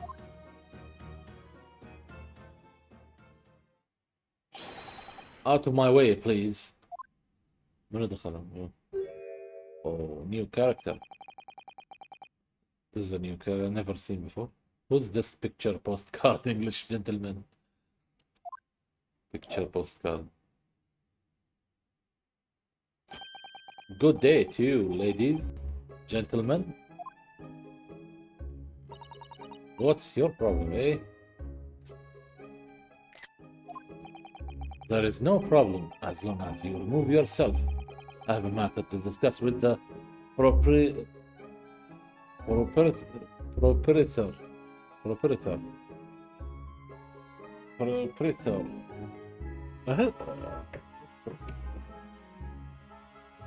know proprietor. It's different. Let me check.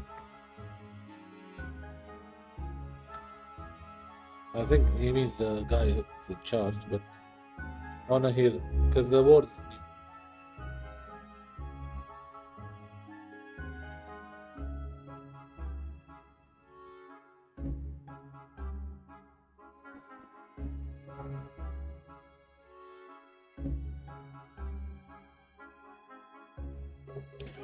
Proprietor. Proprietor. Okay. Proprietor. Yes, proprietor. Okay. Ah, yeah, the owner of the shop. Yeah. صاحب الملك. Owner of a business or a holder of a property. Proprietor. Okay. Proprietor.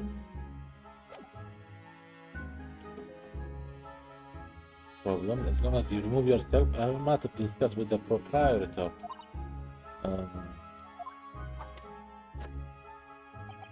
And if you intend to make a problem of it, I shall see you outside, little girl, for the hiding you deserve. Look, ain't it obvious? I ain't done talking with them yet. If you think you're such a gent, you should know how to wait in line. Well, ردت عليه.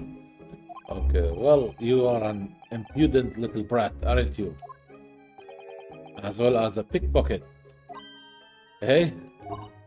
Who are you? How do you know who I am? The question is, how do you not know who I am? Oh, wow. She knows him? He knows her? You haven't the courtesy even to remember the faces of your victims, it seems. Okay. Victim. What? You mean I from you? Broker? Yes, sir. I believe this filthy pocket thief has just redeemed an article from you. No? Yes, the article in question belongs to me. I demand for it to be returned at once. Oh my. Now that's a lie. What are you trying to pull? Give me back my overcoat, you wastrel. Needless to say,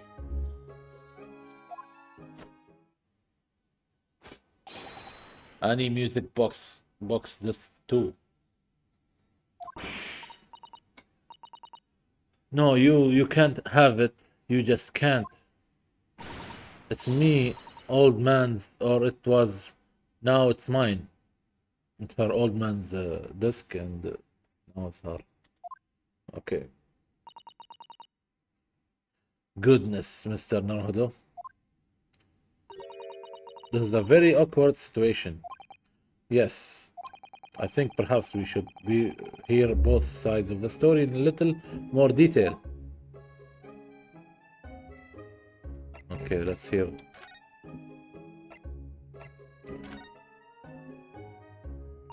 Miss Lestrade is what the gentleman is saying. What do you think? It's all lies, ain't it? Obviously. I swear on my life, I ain't never laid eyes on that dandy before. Let's hear it now, you little rag muffin. You stole it, didn't you? That ticket you brought in here just now. No, I swear it. I swear to God.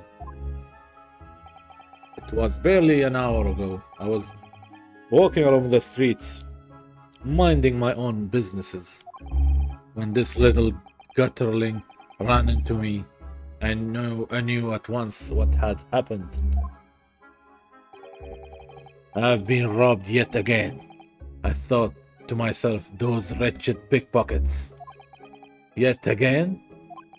Oh yes, as you can see, I'm a man of impeccable style. This isn't the first time that I have been targeted by these back slum scoundrels. Now then, relinquish my overcoat. Grrr. Come along now, Miss Lestrade. Give the good gentleman his coat back. If you're going to cause trouble, I shall have no choice but to call the police. Hold on.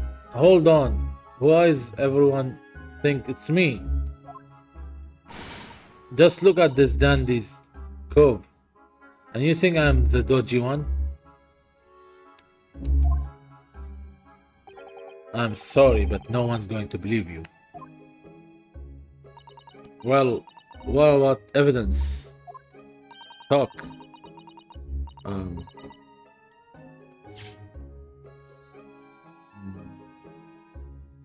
Yeah?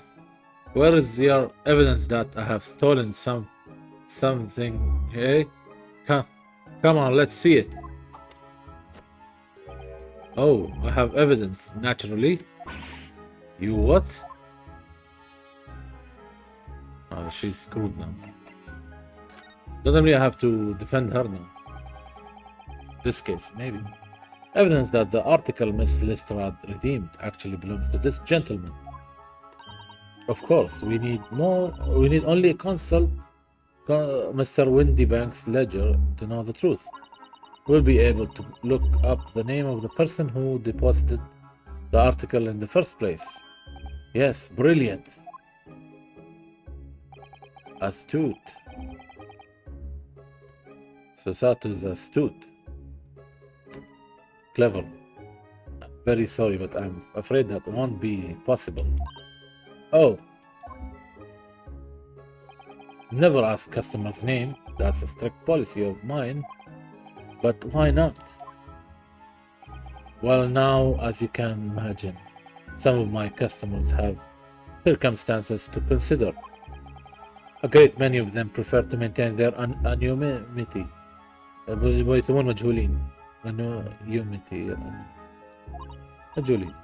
Yes, I see.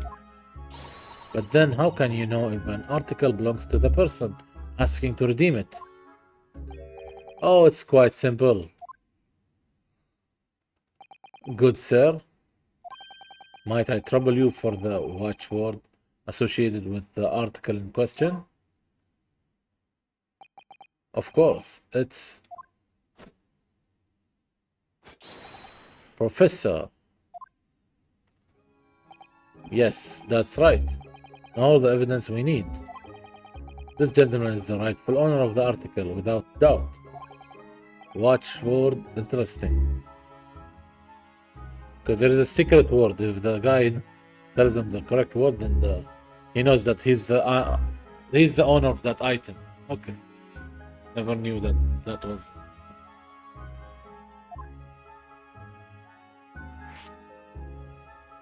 You know, some informations are correct, you know. Like, that's what they didn't use before.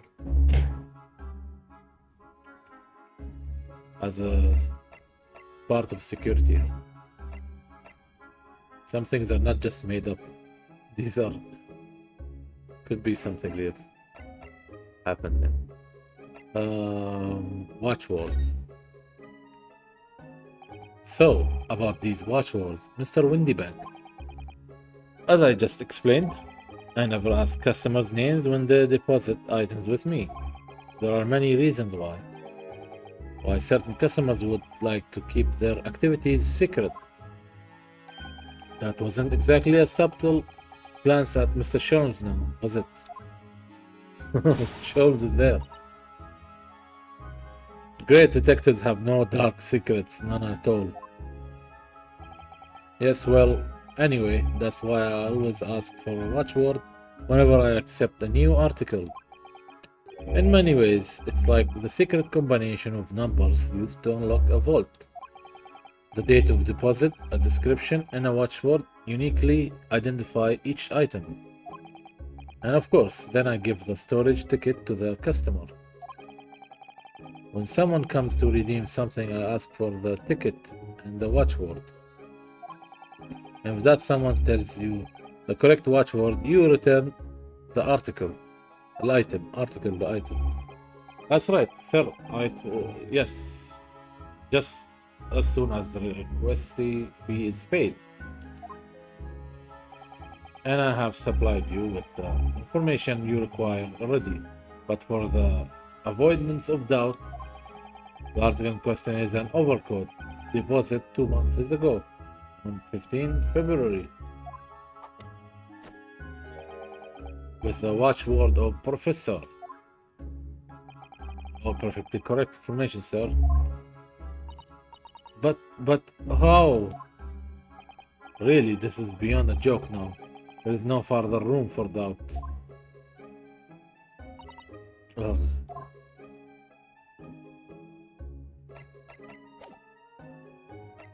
His code. Let's check around. Where's the Holmes? He was here. He was just here. Dun, dun.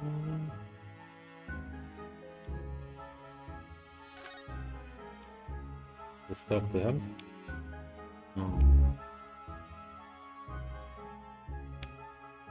Just looking around. Anything that I did not press.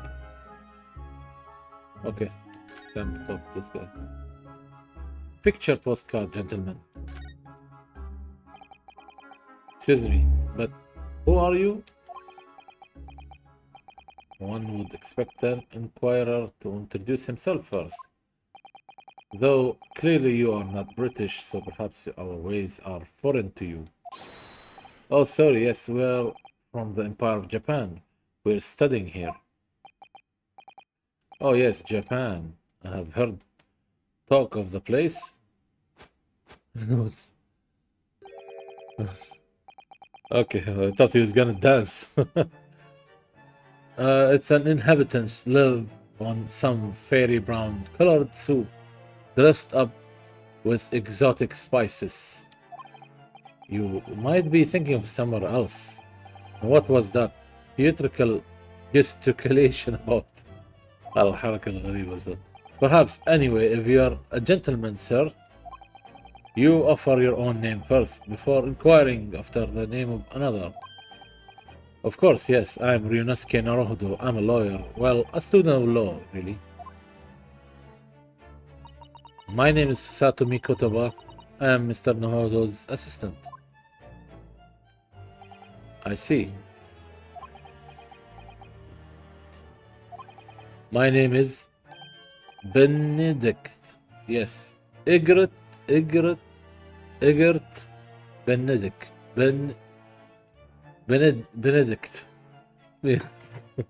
أبغى أكتب اسمه بالجوجل أبغى أشوف. It's hard to read. Egert Benedict. How do you read this? Egert طلع لي.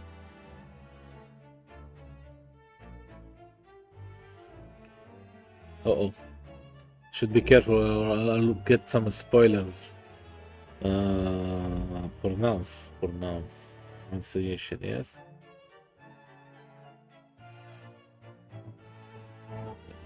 Uh-oh. Can't find it. Egert.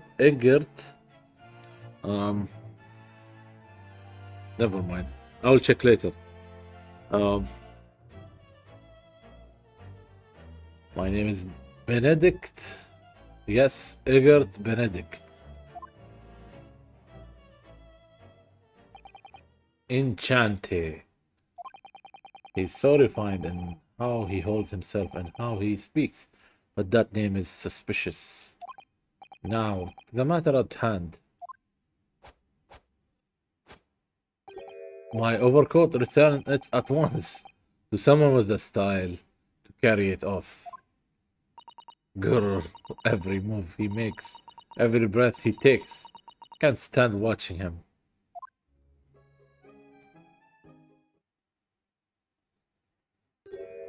Oh.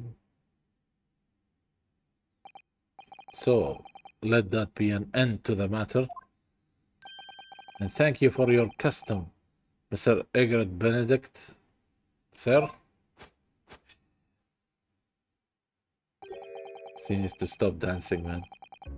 With such reasonable rates of interest, I may even decide to come back. This is why I hate grown-ups. Just because I am a diver, everyone thinks that makes me a liar. And the contents of coat pockets. View, please, broker. But of course, sir, here is the desk for you. Just this one? Pardon, sir? I was expecting another. That is, I deposited another. Another disc? Oh dear. I regret to inform you, sir, that what was deposited with me was merely the overcoat. The disc happened to be in one of the pockets, but I was completely unaware of it until now. So, Gutterling, you're hiding more of what's rightfully mine, are you? Says who, eh? I don't know nothing about it. Very well. Then I shall bid you farewell. Say goodbye to style. Wait a minute. That disc is mine. Oh. Oh, what do you think you're doing, you little tramp? You have drawn blood, you filthy animal. Oh my, yes, there's a blood on the disc. It's because of all those sharp little bumps. The man must have scratched his finger on them. Found it first, alright? I mean, belongs to me, old man. So you're not having it. Oh, you take it, eh? Me? If I hang into it, they'll have it off me again. So we keep it all of it. Mr. Lestrade, why is this disc so important to her? The music box disc has been turned to the courtroom.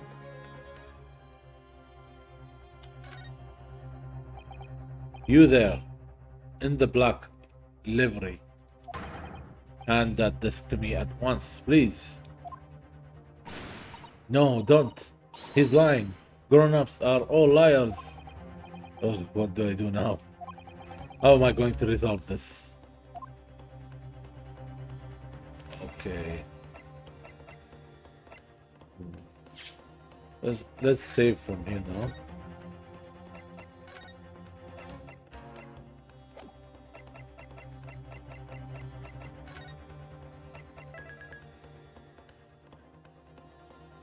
Oh. 2 hours now. Streaming for 2 hours. 10 minutes. Move and examine. Let's examine this guy. Look at those piercing eyes. He's clearly in no mood to talk. We have to do something quickly before this mysterious gentleman leaves to fetch the police or something.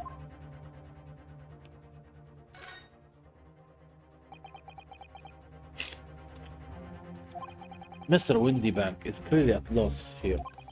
We have to do something about this before he reaches for that revolver of his. Okay.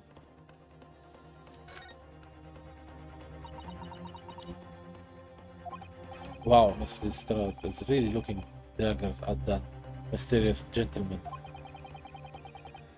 We need to do something to calm things down before she loses control and attacks him again.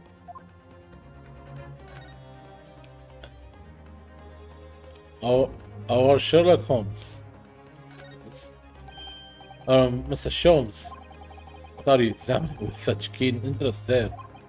As you enjoy a bar of caramel, I see. He's holding it. Caramel? Ice cream? So, you have found me at last, Mr. Naruhodo.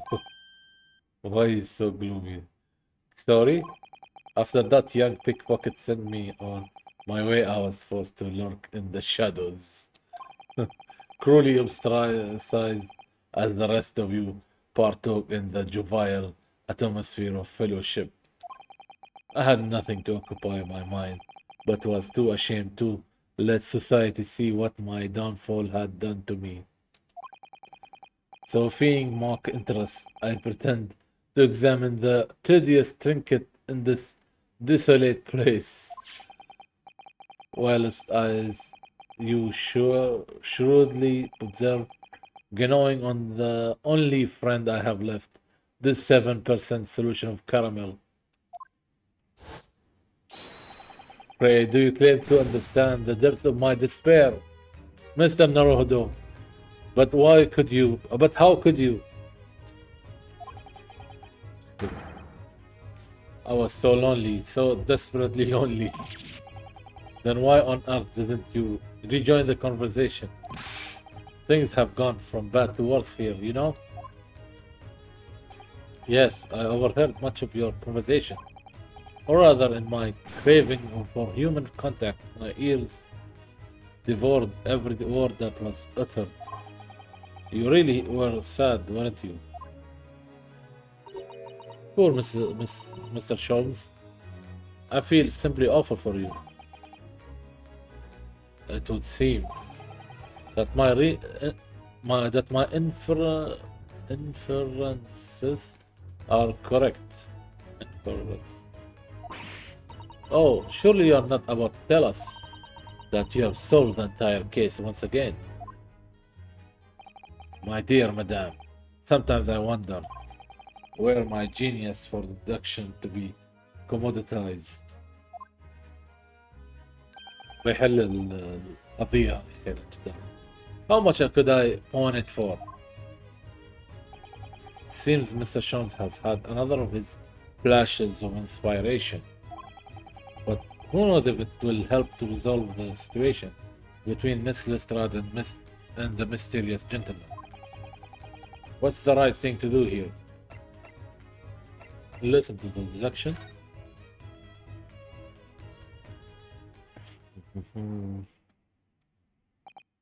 Well, Miss Lestrade, it would appear you find yourself in something of a predicament. Where the blue blaze have you been, eh? Pardon? When a lady in trouble, a true gent's supposed to be there to help straight away, not an hour later. Harsh.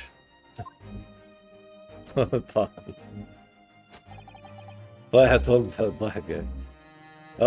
And who, pray tell, are you?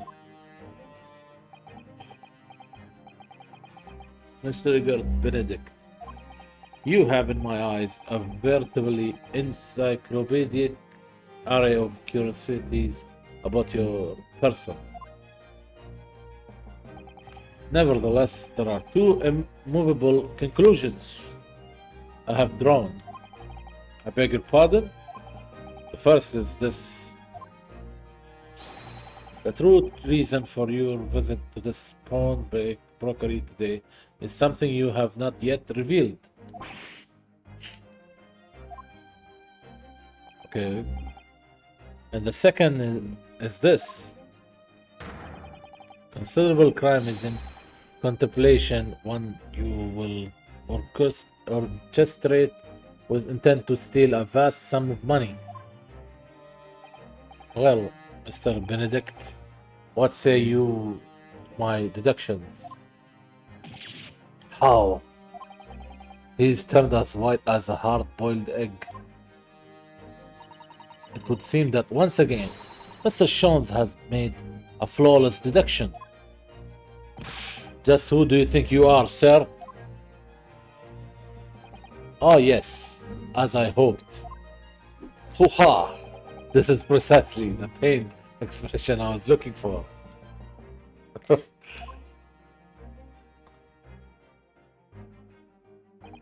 So, shall we begin? The time has come for yet another Sherlock Holmes logic and reasoning spectacular. The great deduction. The game is afoot. Topic 1. Mystery Man's aim. First of all, we must ask ourselves on what business you venture to this pawn brokery today. You claim to have followed this pickpocket here, having had the redemption ticket stolen from you on the street. But that is most certainly a lie. The real truth is something quite different. As revealed by that which you hold in your hand. Yes, brought you to this shop in the first place is the staff recruitment flyer. The piece of paper in your hand is a staff wanted advertisement from this very shop. Yet even the most unobservant would soon realize that a man of your appearance has no need of such employ.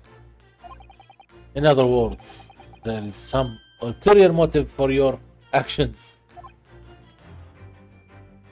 Okay. The cane, which you unwittingly clutch to your persons, exhibits an incontrovertible contradiction. What utter rot! I have had this cane for years. The contradiction of which I speak is, of course, the missing ferrule. End of any walking cane be terminated with a metal ferrule to protect the wooden tip. And yet detailed analysis shows the wooden tip of this stick to be utterly bare. Therefore, there is only one conclusion. The rod that you hold in your hand, which appears to be a walking cane, is in fact no cane at all.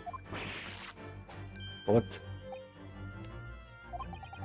You recoil, sir? Is there something wrong?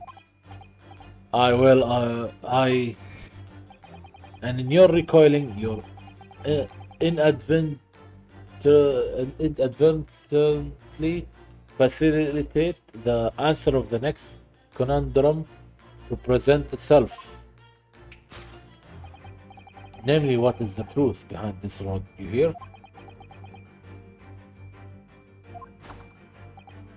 Yes, your reactions betrays the truth. The handle, which you evidently would like to conceal, is the key to understanding this riddle, you see? From the moment I saw it, my suspicions were aroused. What walking cane demands such a stout handle, mused I.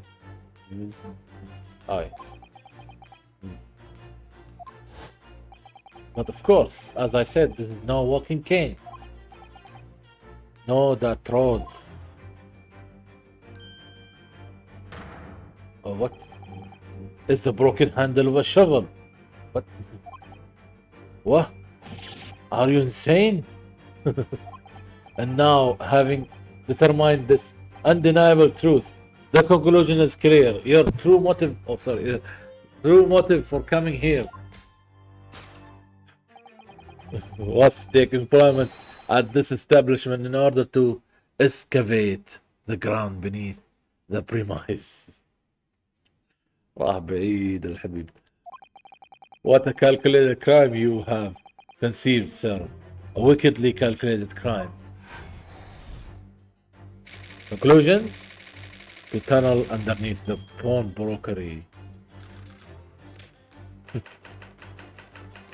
Topic 2. Great crime. Now, Mr. Benedict, let us continue. For we must expose the details of this elaborate crime you have in the planning. This is utterly absurd. You suggest that I, a gentleman, tend to excavate the ground beneath this brokery with a broken shovel? What on earth do you suppose I could expect to find there? Some long forgotten treasure, I suppose. Save for such a fanciful theory, what possibly reason could I have to do as you say? Oh, but there is ample reason.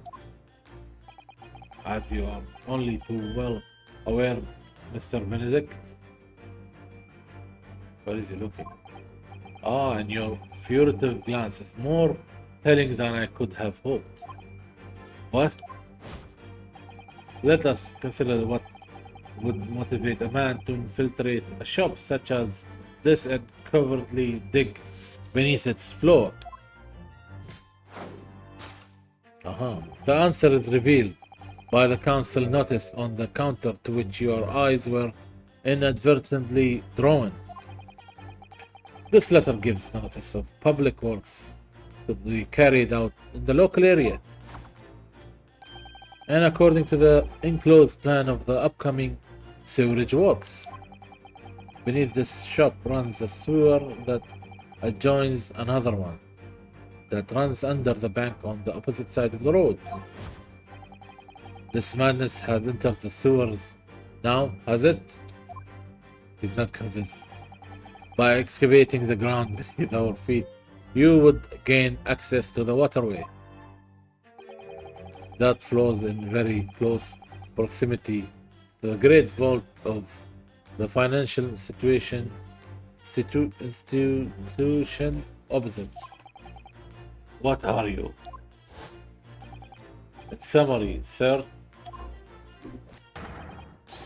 you devised a master plan to pull off an elaborate bank robbery by dint of the underground tunnels. Master plan?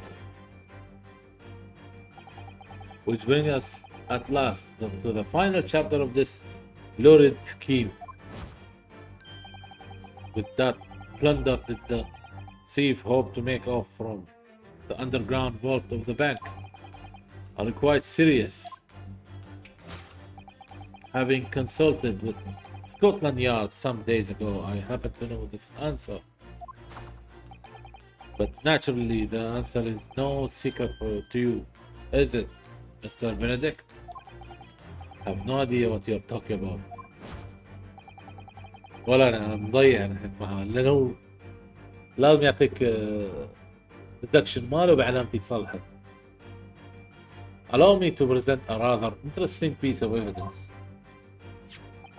You see, the picture of a postcard tells us all we need to know. Postcard of the Great Exhibition? I'm afraid you have quite lost me. Currently in the final stages of preparation, the Great Exhibition will soon be underway. And the pavement has provided extra funds to complete its centerpiece, the Crystal Tower. Funds that currently sit in the vault of the bank, on the other side of this road. Pardon? Yes, the considerable crime you have been contemplating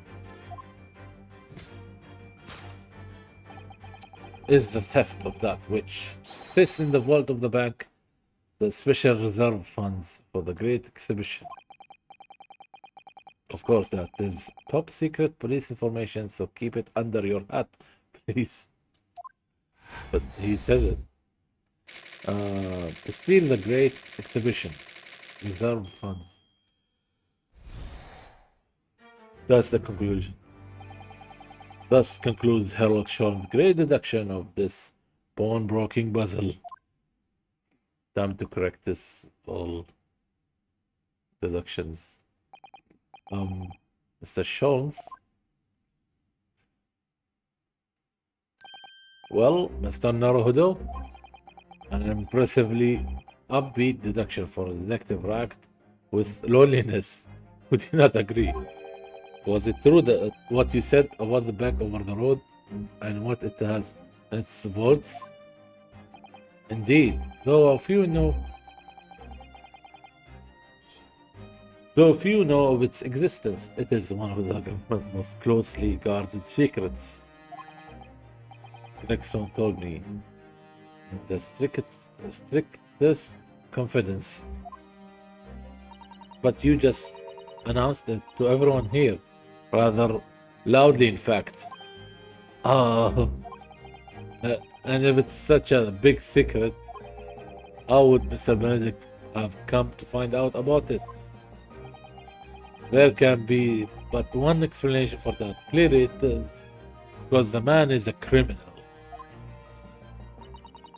But what if he didn't know anything about the money in the vault? If he is criminal, as you said, then buying a brand new shovel is sure to be first thing he does now that you reveal the secret. Oh, or if he doesn't, maybe Mr. Windybank will. He already has plenty of shovels here, but after all. Oh my life, I assure you, I'm not so unscrupulous. Well, hopefully this has taught you a valuable lesson. Sensitive information must be handled with utmost care. One can never be sure that someone privy to secrets won't disclose them. And once the word is out, it's out.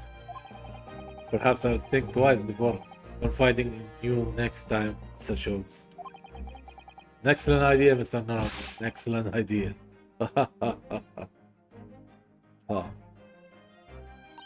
Well, then, Mr. Naruto, you know what to do, I'm sure. Yes, let's listen to that great deduction again and see if we can massage it into shape. Okay. Very well then. Let us start once more from the beginning. Now we have to correct these deductions. Right. Oh, Herlock sounds magnificent, logic and reasoning spectacular. Do it together. Fourth correction. Hold it, Mr. Sholmes. Topic 1. Mystery Man's aim. Abilities. First of all, we must ask ourselves on what business you ventured to this bakery today. You have to have followed this pocket or sent ticket stolen from you on the street. But that is most certainly a lie. The real world is quite different. As revealed by that which you hold in your hand. Yes, what brought you to this shop in the first place is the staff recruitment flyer. Okay, so by Mr. Sholmes' reasoning, Mr. Benedict came here in order to apply for jobs so he could dig down through the floor.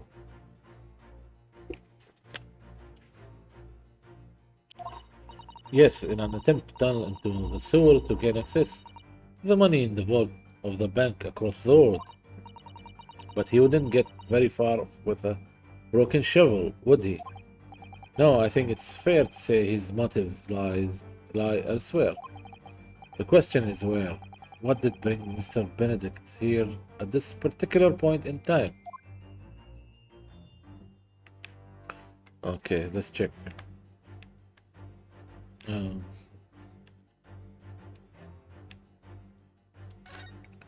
Check his hat. That silk top hat is whiter than white. Only an English gentleman could hope to carry off something so bright. But it looks so congruous with the black overcoat, don't you think? Perhaps it's the latest London fashion. I mean, that's just guesswork, of course. How about it, Mr. Naruto? I think you would look Very fetching in a white top hat. Well, you know, I think it might look rather incongruous with my black university uniform, so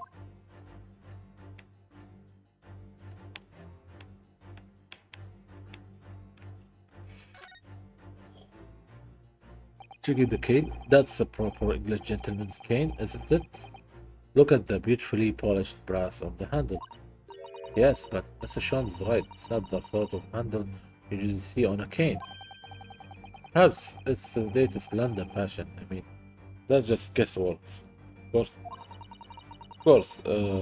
Perhaps you could adopt a cane. Mr. Narado might rather suit you. I have a feeling might argue with the sword around my waist. Let's check the paper. Ah, there is writing. We'll get back to it. Certainly is a flyer for Sir Windy Banks' job. Let's see. Windy Banks wants you pawnbroker's assistant required. It's an eye-catching advertisement, that's for sure. I've seen the same flyer up here inside the shop, I think. Perhaps Mr. Windybank is always in need of more stuff. So Mr. Benedict came here to apply for a job. That's just too hard to believe. Let's read behind the paper. Scribbled writing.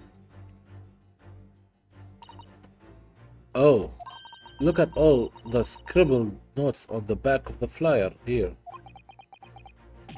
I don't believe it. What is it?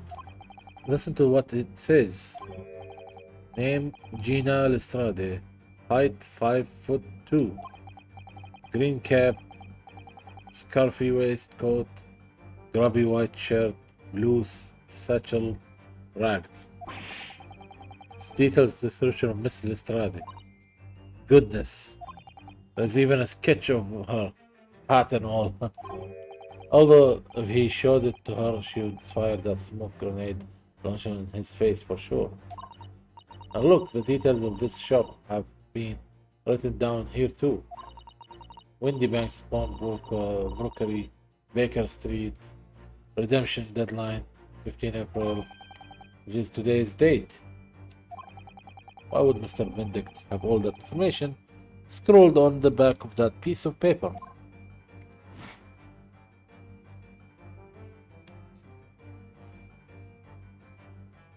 Yes, what about...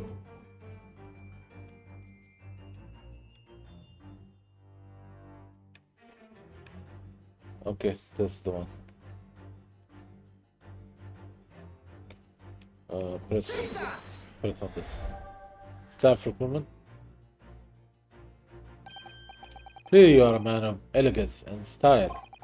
But elegance style come at a price, so no matter how much money you have, you always need more. That's why you came here today to apply for a job. No, I didn't say that. Are you quite considerating? You have identified exactly what I did originally. Oh yes, so I have. Sorry. Well, I do understand. As an inimitable as I am, people do like to try. You won't make a great detective like that, nor even a great detective's assistant. I didn't choose this. Okay. An assistant then. Alright, I'll think again. Not the recruitment stuff.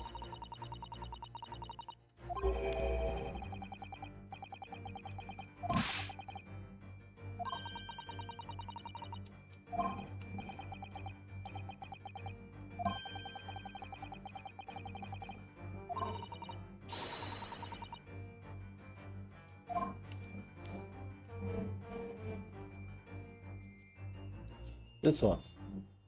Take that! This one.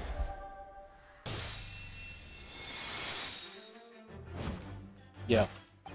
Yes, what brought you to this shop in the first place is the info about Miss Lestrade. Quite so, my dear fellow. It would appear that the writing sketch on the reverse of the flyer pertain to the pickpocket, Miss Lestrade, and to Mr. Windybank, pawnbrokery here. Ah. You originally told us that you had merely given chase after Miss Lestrade stole the redemption ticket from you. But that, sir, is a thinly veiled lie. It is the information on the back of the flyer that led you here today, by which I mean here to Windybank Pawnbrokery, and today the redemption deadline of that overcoat. So you waited outside for the young girl matching the description you have written down to arrive. And you have gone to some lengths to hide the reason for your pursuit of Miss Lestrade. In other words, there is some ulterior motive for your actions. The cane which you admittedly clutched to your person exhibits an incontrovertible contradiction. The utter rot have had this cane for years. Contradiction of which I speak is, of course, missing for all. So, what's a ferrule? It's a metal cap, commonly found on the end of a cane, Mr. Naruto. Ah, the bit that makes the nice clacking sound on the pavement. Yes, exactly, and Mr. Holmes is right. There appears to be missing on this cane. Doesn't actually look broken, does it? No, it doesn't. Though the gentleman certainly did recoil when Mr. Holmes identified the cane as suspicious. In other words, there is some secret about the cane that Mr. Benedict would rather we don't know. Secrets, huh?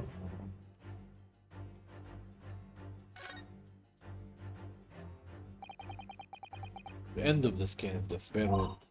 Yes, and according to Mr. Holmes, is where the shovel blade would have been attached. It could just be that the tip fell off. I'm sorry, Mr. Noel, but I couldn't possibly speculate.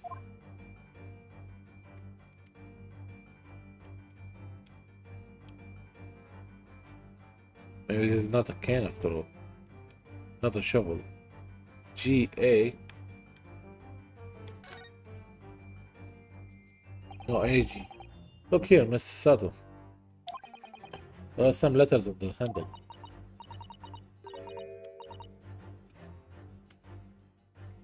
Oh yes, those must be initials, I think. In the West, it's customary for people to engrave their belongings with the first letters of their names. So, Sherlock Holmes should be HS, you mean? That's right. And the initial on this cane, obviously. Oh, AG. Why does it feel as though that's not quite right?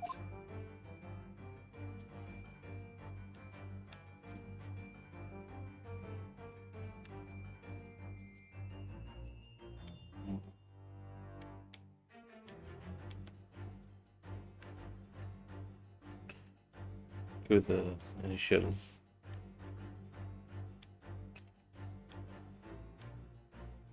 Take that! Yeah. The contradiction of which I speak is, of course, the initially a most astute observation.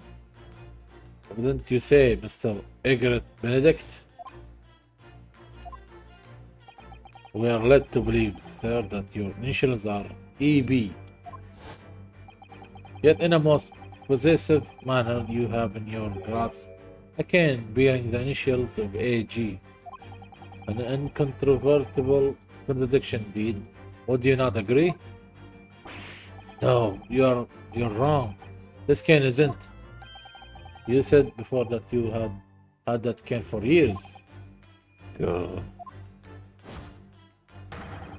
So don't try to tell us that You just borrowed it from a friend or found it in the park.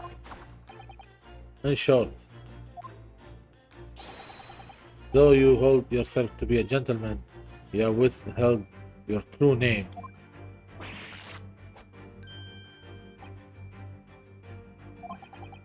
You recoil, sir. Something wrong.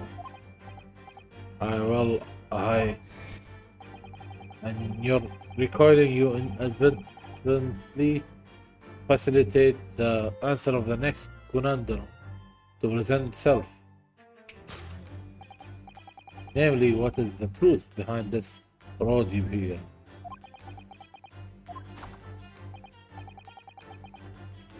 Yes, your reaction betrays the truth. The handle which you evidently would like to conceal is the key to understanding this riddle, you see? Let's consider the bare bones of what's happened here. Mr. Lestrade redeemed that fine-looking overcoat. Now a mysterious man has appeared, introducing himself with a fake name, claiming that the overcoat belongs to him.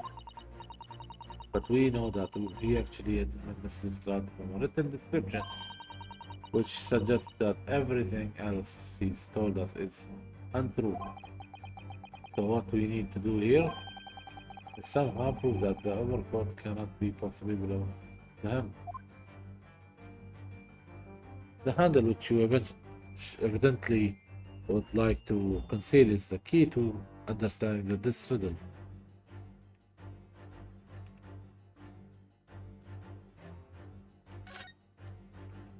It is rather a strange handle for sure. Yes, certainly unusual for the Tiffin's cane.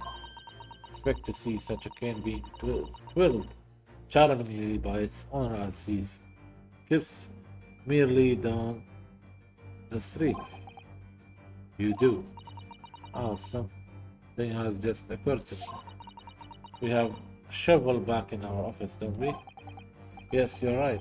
Its handle is exactly the same shape as this cane. Here we go. Now I'm starting to wonder if it's not actually a cane at all, but a spade. Mr. Sholmes' deductions are curiously compelling, aren't they?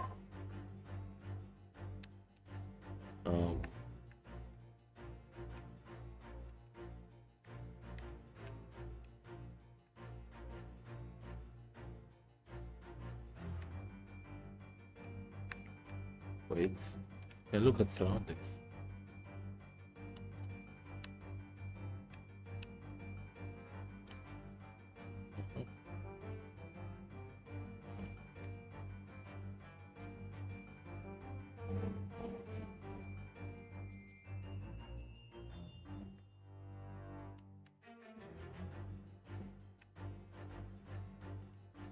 Okay.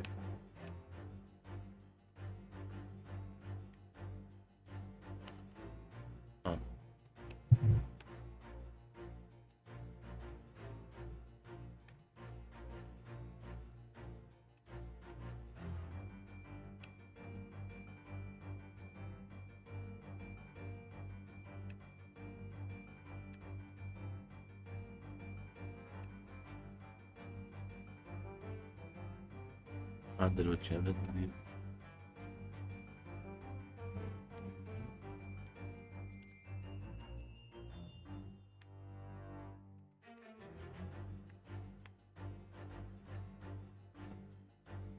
don't see anything else. Oh, look at this split seam. Found it. Oh, the seam on the shoulders there is coming apart. Look. So it is. Do you know, a moment ago when Mr. Benedict was surprised by something that was said, I thought I heard him make a rather strange noise. It sounded a bit like a tiny groan, but now I think it was probably the sound of this seam ripping open. If you look closely, it does seem to be a very tight fit. The sleeves are strict to bursting. We didn't have a hope of fastening it at the front. If he were to turn around in it, I'm sure the whole thing would fall apart. That I would like to see. Sorry? So how can we make Mr. Oh, she's really giving this thought. Okay, time for that's it. Yeah. Good theme, which you evidently would like to conceal. It's like the key to understanding this riddle, you see? Ah, yes, because the overcoat is rather obviously a poor fit. Having forced it over your broad shoulders, the seam is already breaking apart. My suspicions were aroused from the outset.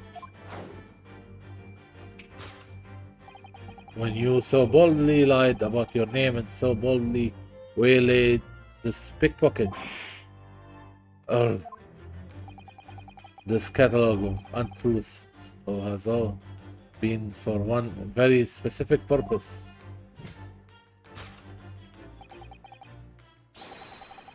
To steal the article that the young girl redeemed from Mr. Windybank.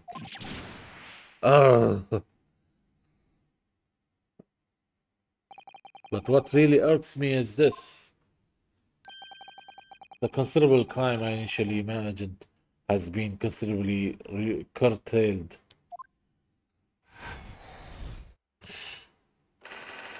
To abscond with a redeemed item. Solved. And topic 2, great crime. Now, Mr. Benedict, let us continue. For we must expose the details of this elaborate crime you have been planning. This is utterly absurd. You suggest that I, a gentleman, designed a wheeze to filch some tawdry article of tonnage? Have you forgotten that I redeemed the article in the proper manner, using the watchword? Had I not been the one who deposited it in the first place? How could I possibly have known the relevant details? Nestus pass? Say something good.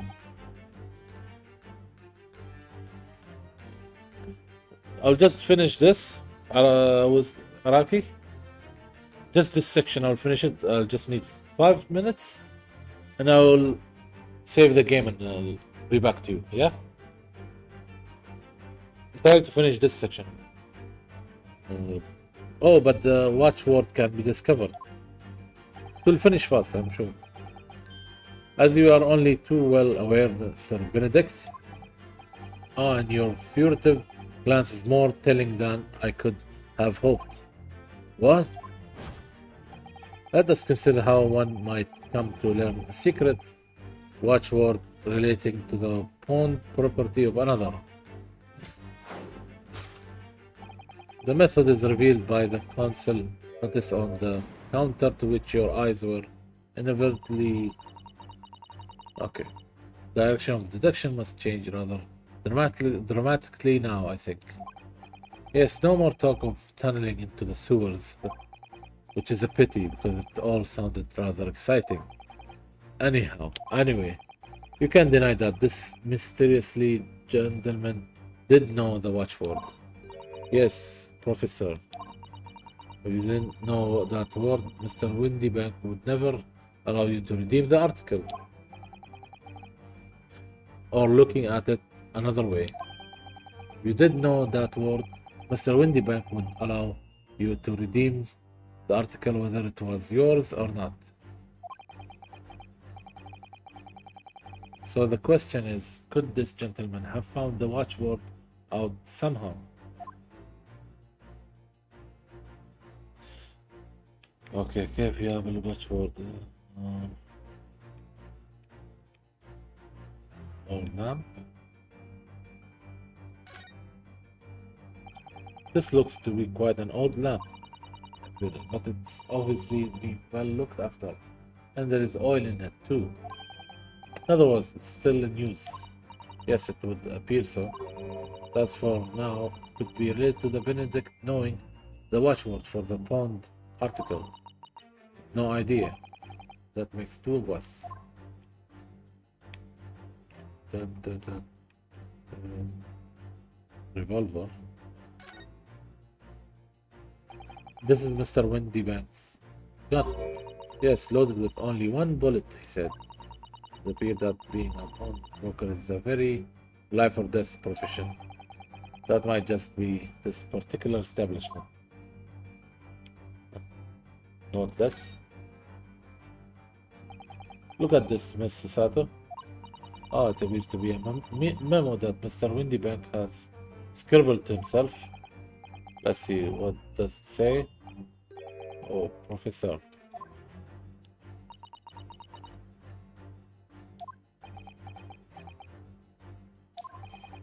Mr. Windybank must make a note of the watchword his customers give him, right before their eyes, and an alarmingly clear script as well.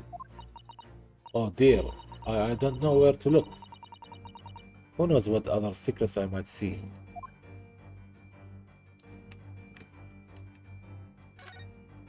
Shoktubini. Baker Street Works is title. Yes, and it does mention Sewerage Works as well, Mr. Sholmes said. Oh, and specifically mentions that tonight's sale at the confectionery shop on the corner won't be affected. Case solving first, confectionery later, Mr. Naruto. Ah, curse my overly expressive face.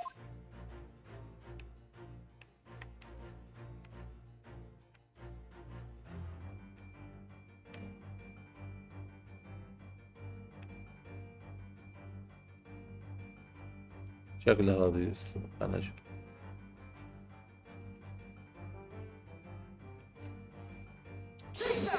Not left. He got the possible bit.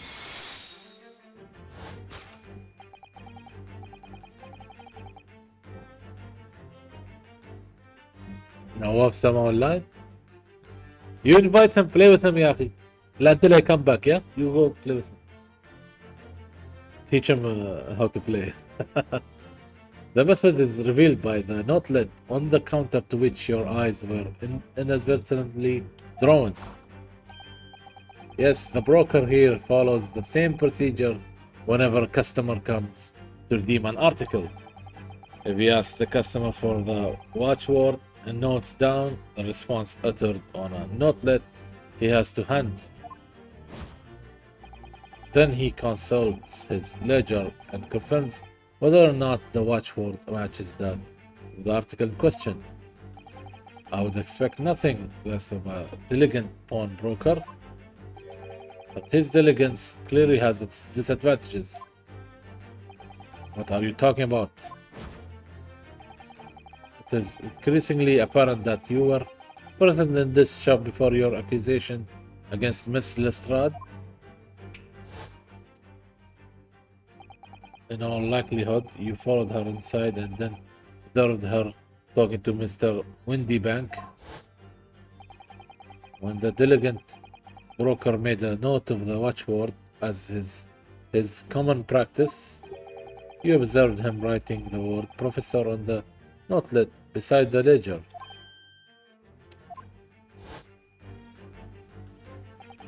And that, sir,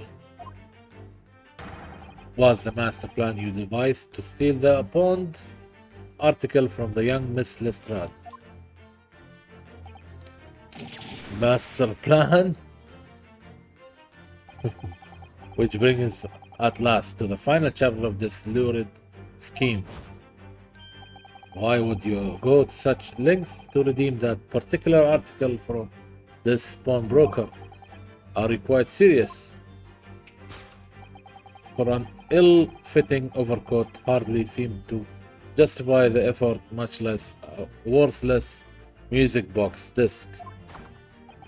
But naturally you had very good reason to make them yours, didn't you, Mr. Benedict? I have no idea what you're talking about. Allow me to present a rather interesting piece of evidence. You see this picture Postcard, tell us all we need to know. Afterwards, we're talking about overcoat in the music box disc. That was one of the pockets, which according to Mr. Windyback isn't even worth a penny. And yet this man went to such lengths to steal them. Why? I wonder if perhaps we already have the evidence we need to explain it. Mr. Naruto. Could we, really? I would better have a through look through all the evidence we have collected so far.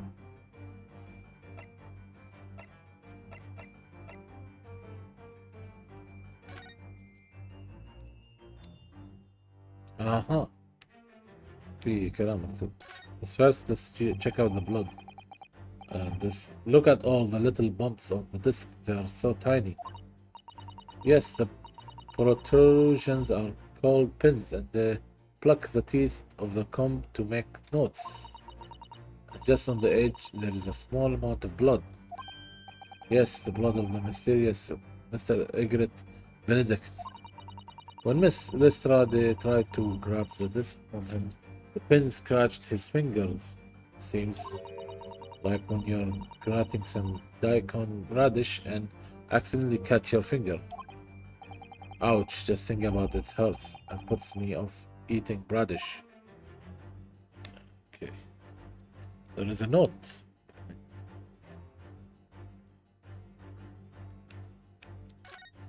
Trying to... Okay. Oh, there's a little scrap of paper stuck to the reverse side of the disc. Look. For McGilded. And a scribbled word or two. It looks like somebody's name. Alright. For McGilded. McGilded? Couldn't be. But it's Mr. Naruto. Yes, it is Mr. A name I should never forget for as long as I live. But why? Why is his name on this?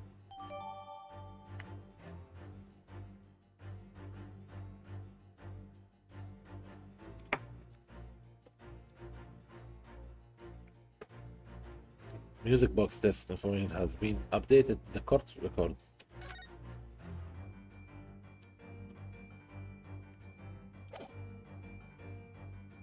Take that! Yes. You see, this music box disc tell us all we need to know. What's that on the back? It reads, for McGilded. This is McGilded. Mr. Magnus McGilded, the unfortunate philanthropist who perished in curious circumstances at the Old Bailey 2 months ago. A prominent man in London, though his lone mongering demonstrated a distinct lack of scruples. So you are an associate of his, are you? Or perhaps a subordinate? Subordinate, okay. Sir McGilded was a man of unusually small stature, in fact. He was precisely the right size for that overcoat that you have squeezed yourself into. Ugh. Your true identity remains shrouded in mystery, Mr. Egert Benedict. But the final conclusion here is crystal clear. The reason you came to this pawnbrokery today.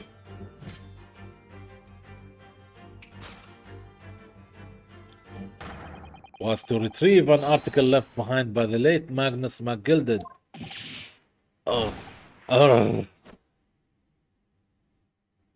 تعور مسكين.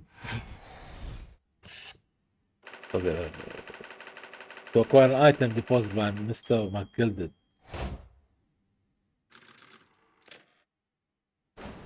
Deduction complete. Elementary.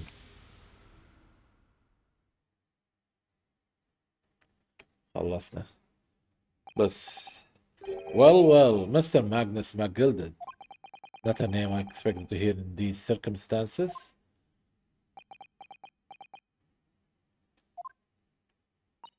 Mr. Jones, I'm afraid there is something very troubling on my mind. Pray tell, Mr. Sato. Well, according to what Mr. Windybank told us earlier, today was the final day on which the code could have been redeemed, was it not? Yes, ma'am. That is correct. Today would be precisely 2 months since it was first deposited. Well, today is the 15th of April, so 2 months ago today. Would have been 15th February, sir. That's right. It's all carefully recorded in my ledger. Deposit at 10:30 p.m. I see. What? But that suggests... Yes, 15th February. It's precisely the day on which the omnibus murder took place. At 10:30 in the evening. It's precisely the time at which the terrible events were unfolding.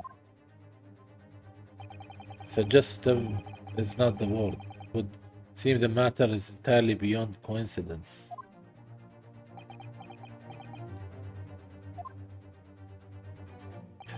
You are, of course, at liberty to make whatever outlandish deductions you choose. However, oh, he has a gun. I must insist you hand over the music box disc now.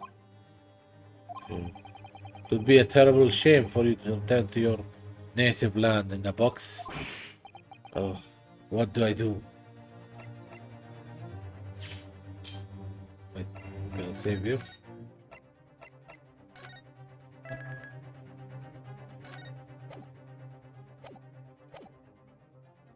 Absolutely not. ما بعطيه. There are some things a man must protect at all costs. This may well be one of those things. Then again, it may not. Oh, he has a gun too. Mr. Windybank, this is my shop. I can't allow you any harm. Allow any harm to come to my customers. If that were to happen, I should have to take my own life. Mr. Windybank, no. Alright, that's enough. Who said that? Oh, the police. Inspector Gregson. Inspector? That's right, Sunshine. The alarm was raised on one of our dedicated emergency lines. So we got here as fast as we could. Now what all this about, eh? Oh, praise be. You're here at last. I was moments away from forfeiting my own life in my very own establishment.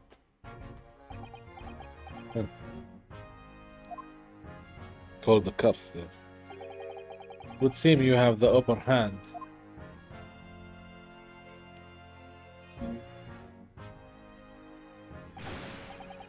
Right. You lot have got some explaining to do. I don't appreciate being bothered with some petty bargy. Petty? Mr. Windybank very nearly met with his aunt. Yeah, by his own gun, as far as I can tell.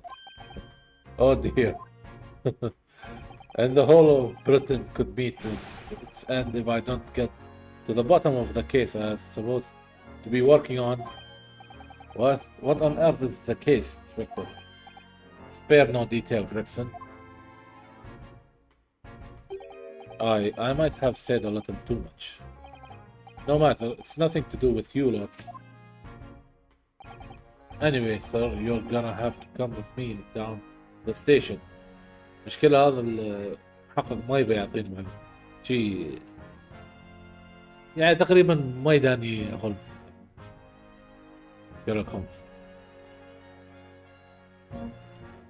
ويبي يحل الموضوع من نفسه شيء. Anyway, sir, you're gonna have to come with me down the station. But of course, Inspector. Oh, he's getting away. Get after him, lads. Whistle the beat, officer. 2. Sir. Shut up.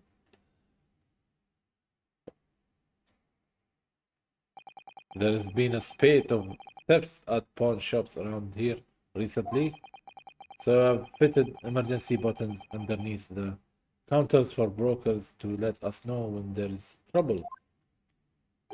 Oh, Spectre, I was very worried there for a while. Very worried indeed. Now then, Mr. Permanently in mourning. Oh, yes. I'll be taking that, whatever it is, of my gilded down to the yard. Thank you very much. So hand it over. Oh, yes, of course. No, don't give it to him. It's mine. That is mine. I'm sorry, miss, but anything belonging to McGilded has to be taken in as evidence now. As evidence? If the police demand something as evidence, my dear fellow, we have no choice but to capitulate. Yeah. It's all yours, Spectre. Grr.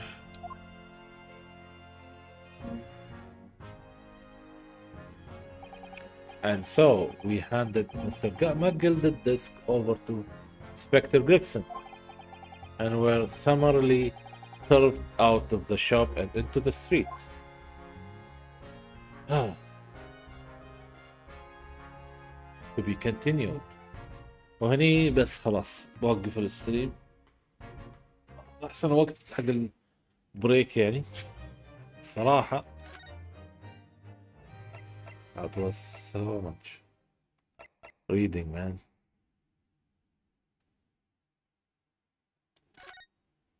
And I'm not getting younger. I read a lot. Ah.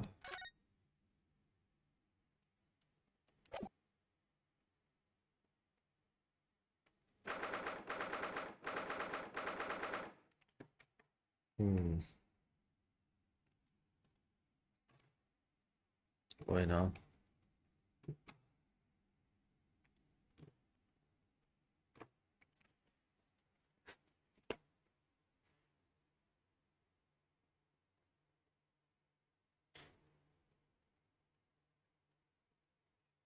Yeah, thanks for watching and coming by, Iraqi.